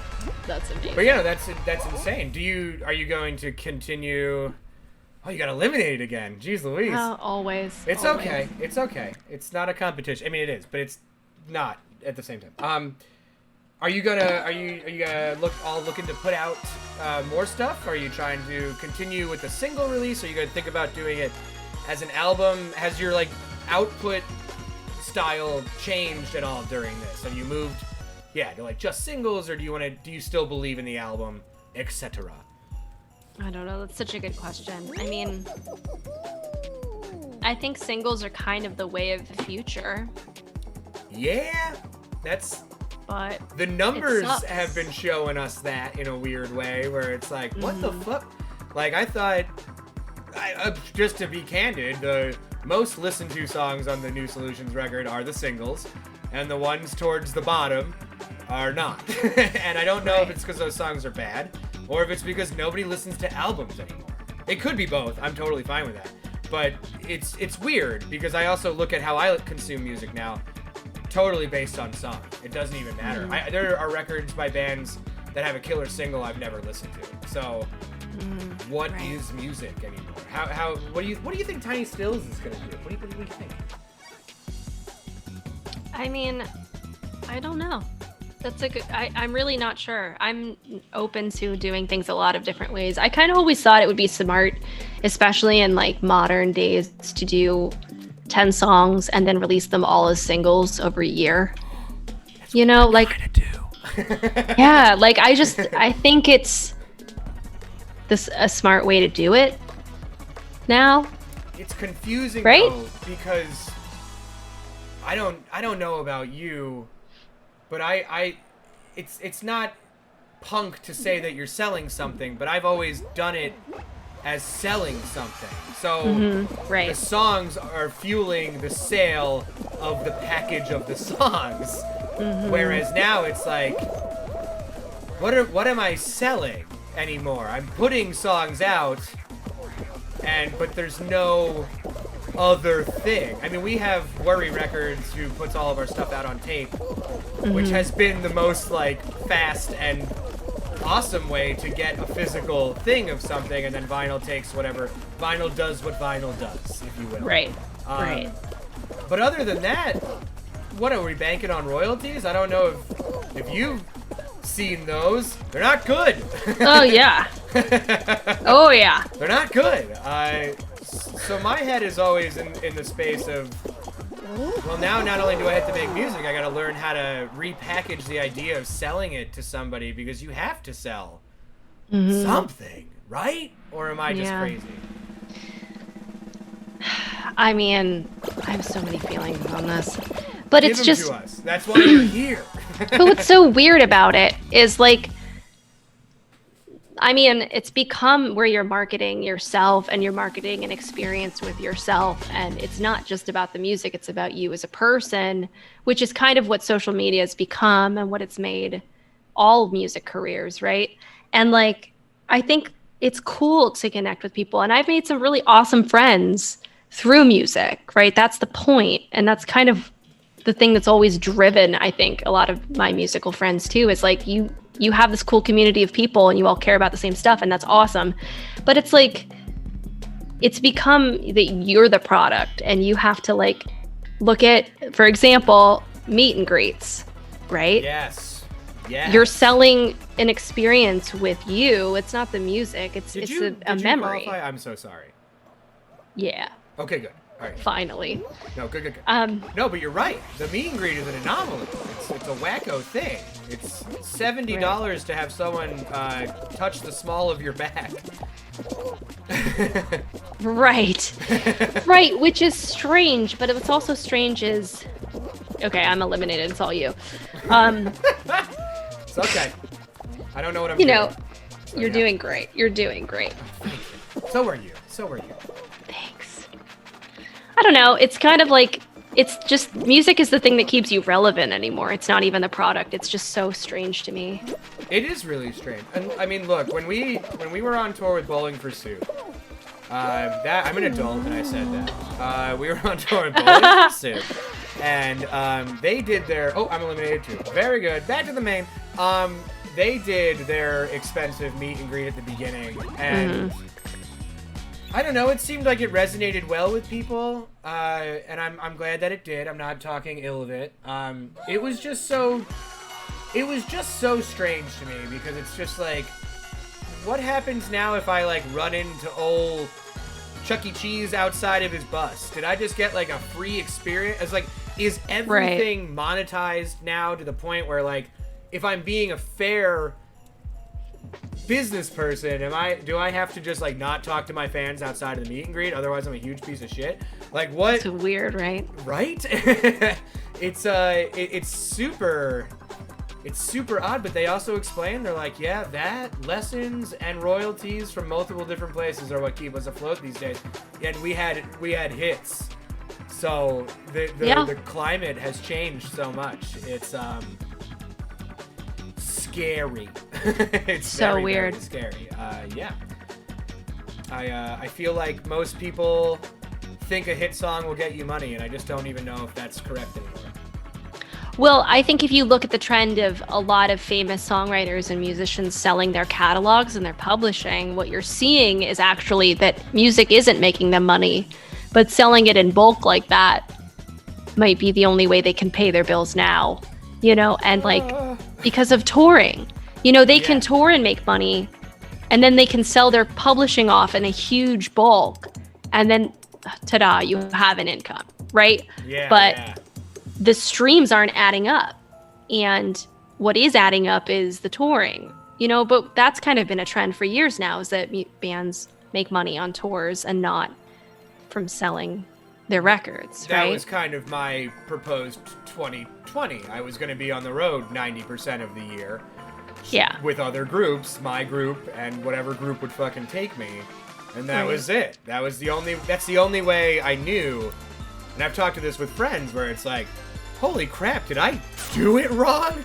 Did I like just focus on the live music aspect so much that I missed out on all this other stuff? It's very confusing now, I think, to be a musician, because that was my wheelhouse, was to just go play, and make a nightly rate and go to bed.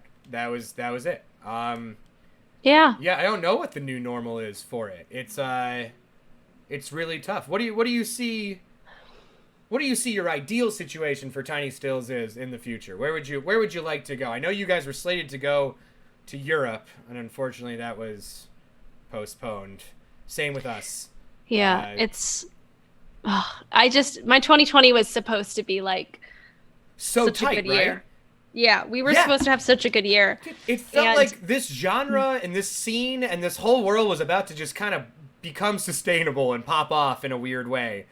And then it stopped. It just kind of stopped. It was... Yeah. I'm glad I'm not the only one who feels that way. It was like, it really felt like we had some good momentum, and then this happened, and now I don't know when it's coming back. I mean, our ideal would be that we go into the studio, make a record, and tour. And I would love to tour Europe. I would love to do it and like be out. Have you done a Europe tour before? God, no. I would love to. I am so sorry that sucks. Yeah, to have it dangled in front of you and then ripped away. That's it's just, it sucks. And it sucks because what you don't see, like as a fan of music, right? Yeah. What you don't see are the years of things that people have given up to get to that point of being able to do a record and do a tour, right? Relationships, life, stability, birthdays, a savings, holidays, holidays, and like, you know, you give up so much to get so little, you know, and you do it though because you love it. You do it because you're crazy, you know, and like that's really the only thing that keeps you doing it is that. And you know, it was so kind of sick because I would see people go like, oh, well, music industry's crashing, so the only people who are going to stay in it are those crazy people who really love it, who really deserve it. But it's like, no, you know, you don't deserve to suffer. Like you put it's a career, and it always was a career until recently. So like, why are you saying that? That's fucked up. And it's not this self-flagellating thing. It shouldn't be, but it is now. And it's almost this new... It's sad. Awful normal that's coming up as if it's like now that touring's over and all this stuff, everyone's just like, go find another job. And it's just like, fuck you. I don't have to tell anybody else to go find another job. Also, do you listen to music? Like, someone has to make it. There's this whole disconnect from the listener. Not to just shit on the listener. Thanks for watching, everybody, and hanging out. But it's true. There's a whole disconnect from the listener that they don't understand that it is hard to write a song. And a lot of people make those dumbass arguments of just like, well, Joey TikTok wrote a song by accident. And that's fine. You know, people trip and fall on success all the time. But I don't think that that's how the majority way has been done. Especially if you listen to pop music. There's like 9 people credited on most of Taylor Swift's best songs. And that's not an accident. Rihanna has like 8 people credited. That's because it takes a lot of smart minds to make a fucking song that everybody likes.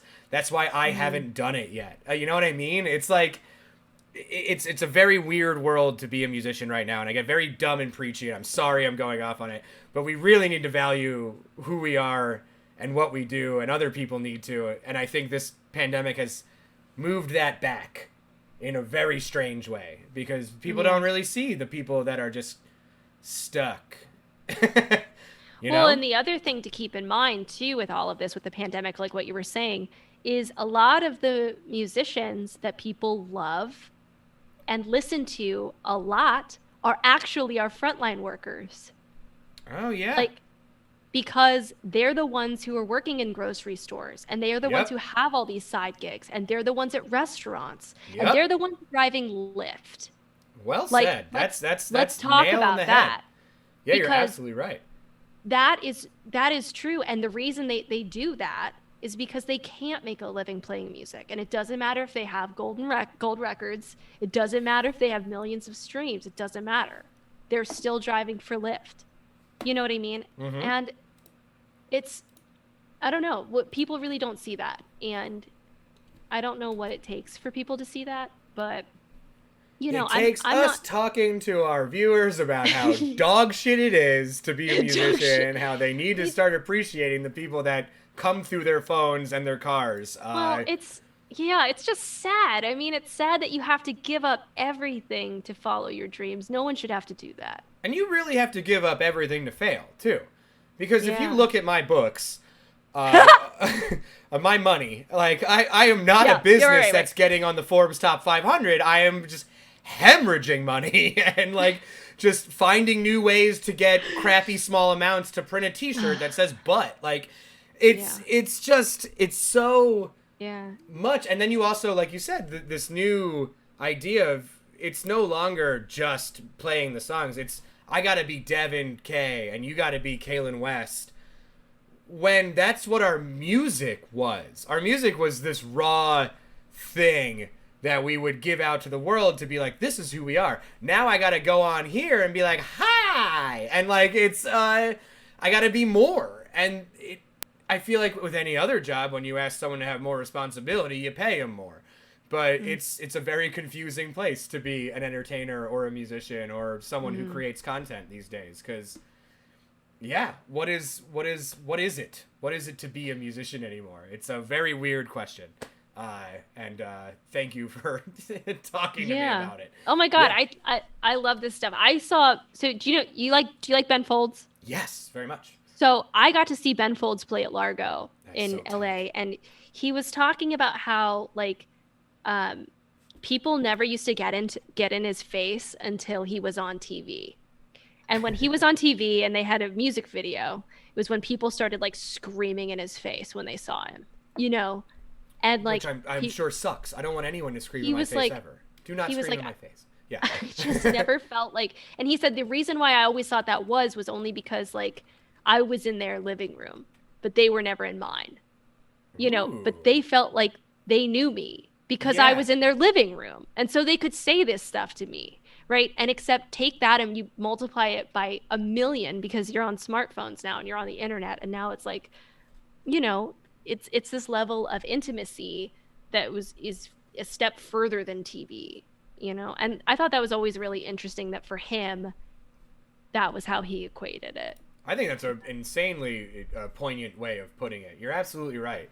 Did you ever have a first Punisher experience that you did to like your hero that made you recant the act of punishing? Do you know that term? I do. Okay, very Wait, good. so what's the question? Did I ever like watch it happen? Or and, did like, you ever did you punish someone you admired to the point where you went, I need to stop punishing? Because I did that, and it's an eye-opening experience. See, I was just talking to Dan about this, about how I've met people and I've said awkward things to them, but I always felt like I was just being myself. Like I told Chris Thiele he had really soft hands. And like, okay. When he shook my hand, you know, but I love him. I think he's great. I love Nickel Creek and I love Punch Brothers. And I think he's a very talented person, but I don't know if I've ever punished. I think I don't know. I'm weird. I don't know if I punish people. I feel like I just see them as people. I have since the beginning. That's an incredible power that most people would really appreciate. But do you know, I think it comes from not being able to recognize celebrities either. Like I've run into celebrities on the street and I don't recognize them and it's embarrassing. I don't know. But I don't know. I always liked connecting with my heroes. Into daily. Now I need to know this. This is I know that I hope you're okay with hanging out. We are past the 2 hours and 15 minute time limit. There is no limit, but that's Okay. what I need to do to fulfill my show. But if you're down to hang out a little bit more, we're here. But if you need to jet, that's also totally cool. No, I it's- need to know it's cool. what We can hang out. celebrities you run into on a daily basis. I was at South by Southwest, and we were playing, and I saw a guy that I thought I had played a show with in LA. And have you been to South by? So you know how big. I don't have anything nice to say about it. It's fine. I don't either. But did you like it? I've no. never liked it. No, it's terrible. Oh, thank No. God. I meet so many. Sorry, we'll touch on that in a second. Oh, yeah. Go on these celebrities that you met. No, but I saw this guy, and he was really skinny. He had a beanie on, super like kind of emo looking dude. And I was like, that's the guy who played the banjo at the house show before we left LA. I got to go say hi. And I run down the main drag, which is full of people, like crowded. And I grabbed him because I never do this. I never say hi to people I think I know because I'm worried I'm going to look like an idiot. But I took a risk. I was feeling bold. And I grabbed him and I said, hey, do you remember me? We played a show together in LA right before South by. And he goes, no, I don't know you. And I go, no, you play banjo, right? And he goes, no, that's not me. And I was like, no, I swear to God, I know you. Like, I know who you are. And he was like, no, that wasn't me. I swear. And he was getting pissed off. And I turned and I looked to my friends and they're like this. And I'm like, oh God, who the fuck did I just grab? And I was like, oh, sorry. I didn't mean to bother you. Sorry. I thought we played a show. To have a good rest of your day. And I walk back to my friends and they go, why did you just grab Michael Cera? And I was like, Oh, okay. That is funny on a dimension of levels. The fact that Michael Cera just looks like someone who just played a show all the time. That's amazing. yeah. And he seems like a friendly guy. So yeah, he wasn't feeling that. He didn't enjoy that any. Well, I think he had just put out like a movie and it was kind of like he was very popular at the time and he thought I was being weird. And then it turns out like my friends ran into him later on at South by and they like asked him to take a picture of them, so he was getting roasted all week, Gotcha. And so I just feel like I genuinely thought he was someone else. And I think he thought I was fucking with him. And so, which I wasn't. Which you were not. You were just, you genuinely thought that Michael Cera, George Michael Bluth, was the banjo player of which group? I fucking wish I could remember which band we played with. It was just it was a house show in LA and there was a banjo player because of course there was. Yeah, well if you're playing a house show in LA, you have to have a banjo player. I'm not going to go to that house show. All right, let's talk South by Southwest really quick. It's a pretty crummy experience for a musician is what I've had, where you play a bar without your equipment that has no sound for 40 minutes and then you have to like unload into the street for like on that terrible one street in Austin, Texas, and then there's where like, I grabbed Michael Cera. Yeah.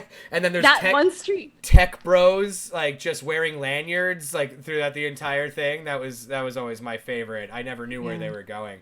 Yeah, I never liked South by Southwest. It was just one of those things that you're told that you have to play, and then when you play it, it's all smoke and mirrors because it's just it's a lot of work for the payoff in which you get.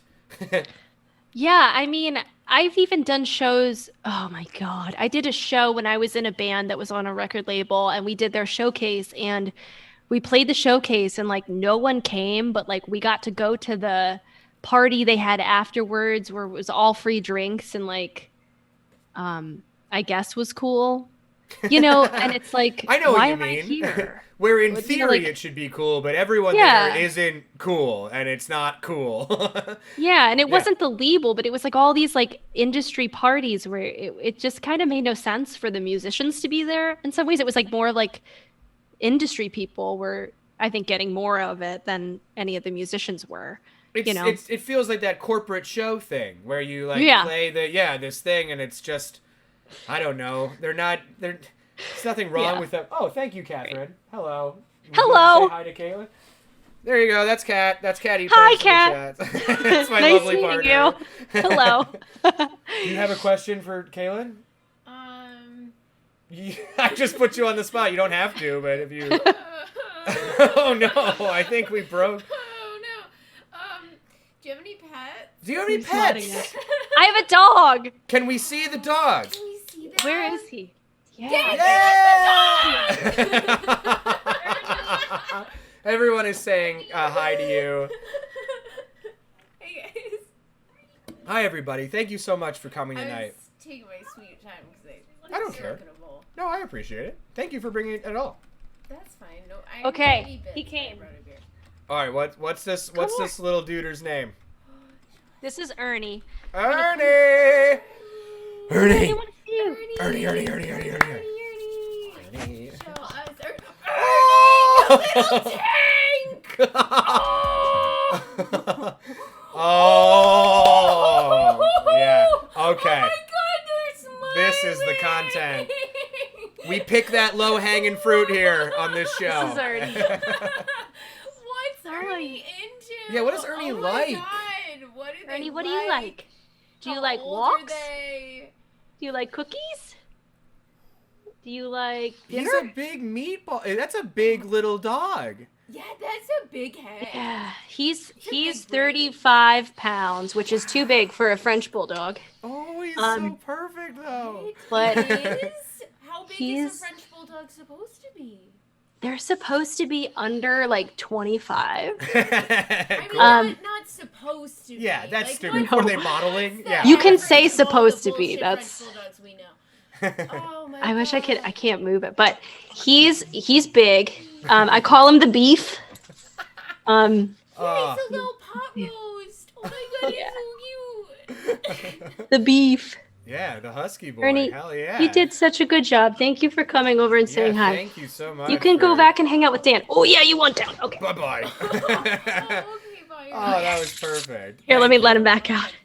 Come here, buddy. Gotcha. You want to go back out? Back to your, Thank Good job. your interview. You did good. Love you. Oh my God. He's like, you didn't give me anything for that. He's like, you talk I a did big this game. for Yeah. nothing. Yes. Well, all right. We're at 2 hours and 20 minutes. I've kept you for a lot of time. We have 26 viewers still. I appreciate it. Is there anything on your mind that you want to shout out into the void, into something that means nothing? And that's this. That's this show. That's the point of this show.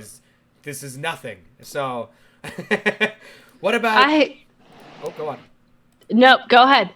Oh, I was just saying some frustration from this year, some horrible, some package that hasn't shown up. What are you angry about? I am so angry that we don't talk more about getting gray pubes and gray body hair, because let me tell you, Oh. that is something that happens as you get older.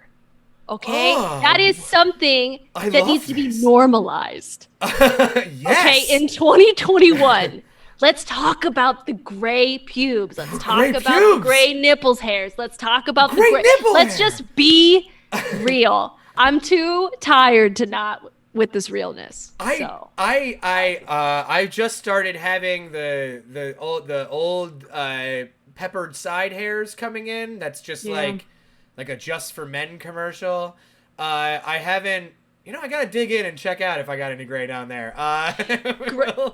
Gray You have it armpit down hair? here? Is that right?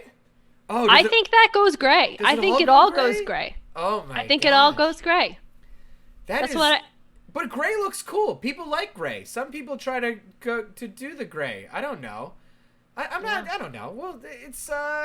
Do you fear the gray? Or what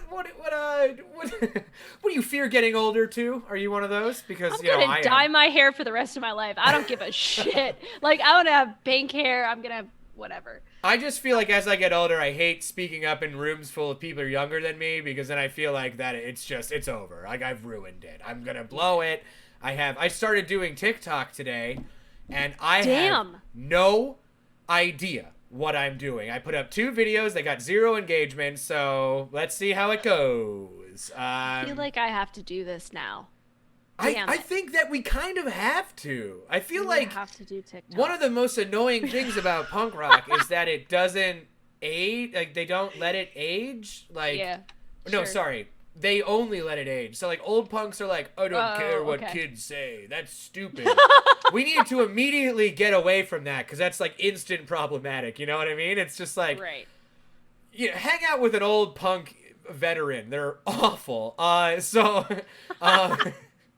They're just full of You've seen bad the documentaries? takes. Yeah, God. they're just full of bad takes. I call them fossils. That's always been my term. Like a good fossil tour is where you don't see me at the bar inside with the old bands. I'm usually going off because I just don't want to hear about why so and so is still the only band that matters and why they should have been able to say the offensive things they did. I'm tired. Oh my God. We're all tired. Yeah, we're all tired of it. So I think that we need to move in the direction of embracing younger people. But as those words leave my old, decaying mouth, that sounds old. That sounds so old. Like I'm so clearly out of touch. Oh. So yeah, TikTok is cool. Fuck. Uh-oh, look at them bits. Thanks, dog. I tried. I admittedly tried. There was some like nice young person who did like a Andrew Jackson Jihad cover, but they did it so that or AJJ, damn it. Now I'm a fossil. Yeah. Yeah, they did it where they're like, you want to sing along, and so I tried to sing along on TikTok, and I just embarrassed myself, and it didn't work, and it's an unbelievable. It feels like it's way more advanced than Instagram, but faster, and I think that's what kills old people. It's advanced and faster, and we're done. It's tough to keep up. I guess What would your TikTok name be? Would you say? I just made I made a TikTok, but I've never used it. What is it? It's just Tiny Stills. It's just the band. Everybody go follow Tiny Stills on TikTok. Oh, shit, because now I'm gonna have to do it. Yeah, that's right. Mine is Devon Kay Talks Too Much. You see what I did there? Yeah. I thought you were gonna cheer. I thought you were gonna carry me out, say that's the joke of the year. Oh boy, that whole thing blew up right in my face. No, I cannot thank you enough for coming here and putting up with my dog shit and just hanging out, playing Fall awesome. Guys, playing Resting Her Pieces. I implore you to continue writing some of the best pop punk and pop music I've heard in a long time. Do not stop. It's so, it's chef's kiss. And if no one has listened to Tiny Stills in this stupid room, do it. They're so fantastic, and I'm honored to have you here. Thank you for having me. I wish my band was around. I hope we get to see each other in the future. And thank you so much for having me. Like, this is great. Anytime. If you ever just are like, hey, I want to randomly stream Fall Guys again. Just or hell, if you ever just want to, this is the other thing too that's wacky about this day and age that we live in. If you just ever want to play games without being in person or on the internet, we can always do that. Okay, cool. I know that we both seem to be in that mindset of like, I have to do stuff, otherwise I'm going to die. Yeah. Yes. But yeah, don't you worry. No. This is great. I feel social for the first time in like a year. Yeah. So thank you. This has been so nice. I'm so happy you had a good time because I was so worried I was just going to alienate somebody I respect, and it didn't happen, and I'm very, or at least not that I know of, but it didn't happen to me. Better luck next time. Yeah, I don't know. Drat. Well, Shit. Next Tuesday we've got Catbite. Following that, we've got Charlie Saxton on Thursday. Taking the next New Year's Day off because I don't want to do any work and not get paid for it. Kailynn, do you have anything you want to give to the people? Anything you want to tell them? You can check us out on Spotify and Bandcamp if you want to do a Bandcamp Friday. We'd really appreciate the support. It's Tiny Stills on Bandcamp, Tiny Stills on Instagram and Twitter and all that stuff. Check us out. We put out new music videos for every song this year, so if you like music videos, they're fantastic. They're on Wiretap Records. Yep. So thank you for having us. Wiretap's also a fantastic label. Very good. Okay. All right, everybody. I'm going to dump you all on Kyle Kinane. So everybody have a great night. I'm going to stop streaming right now.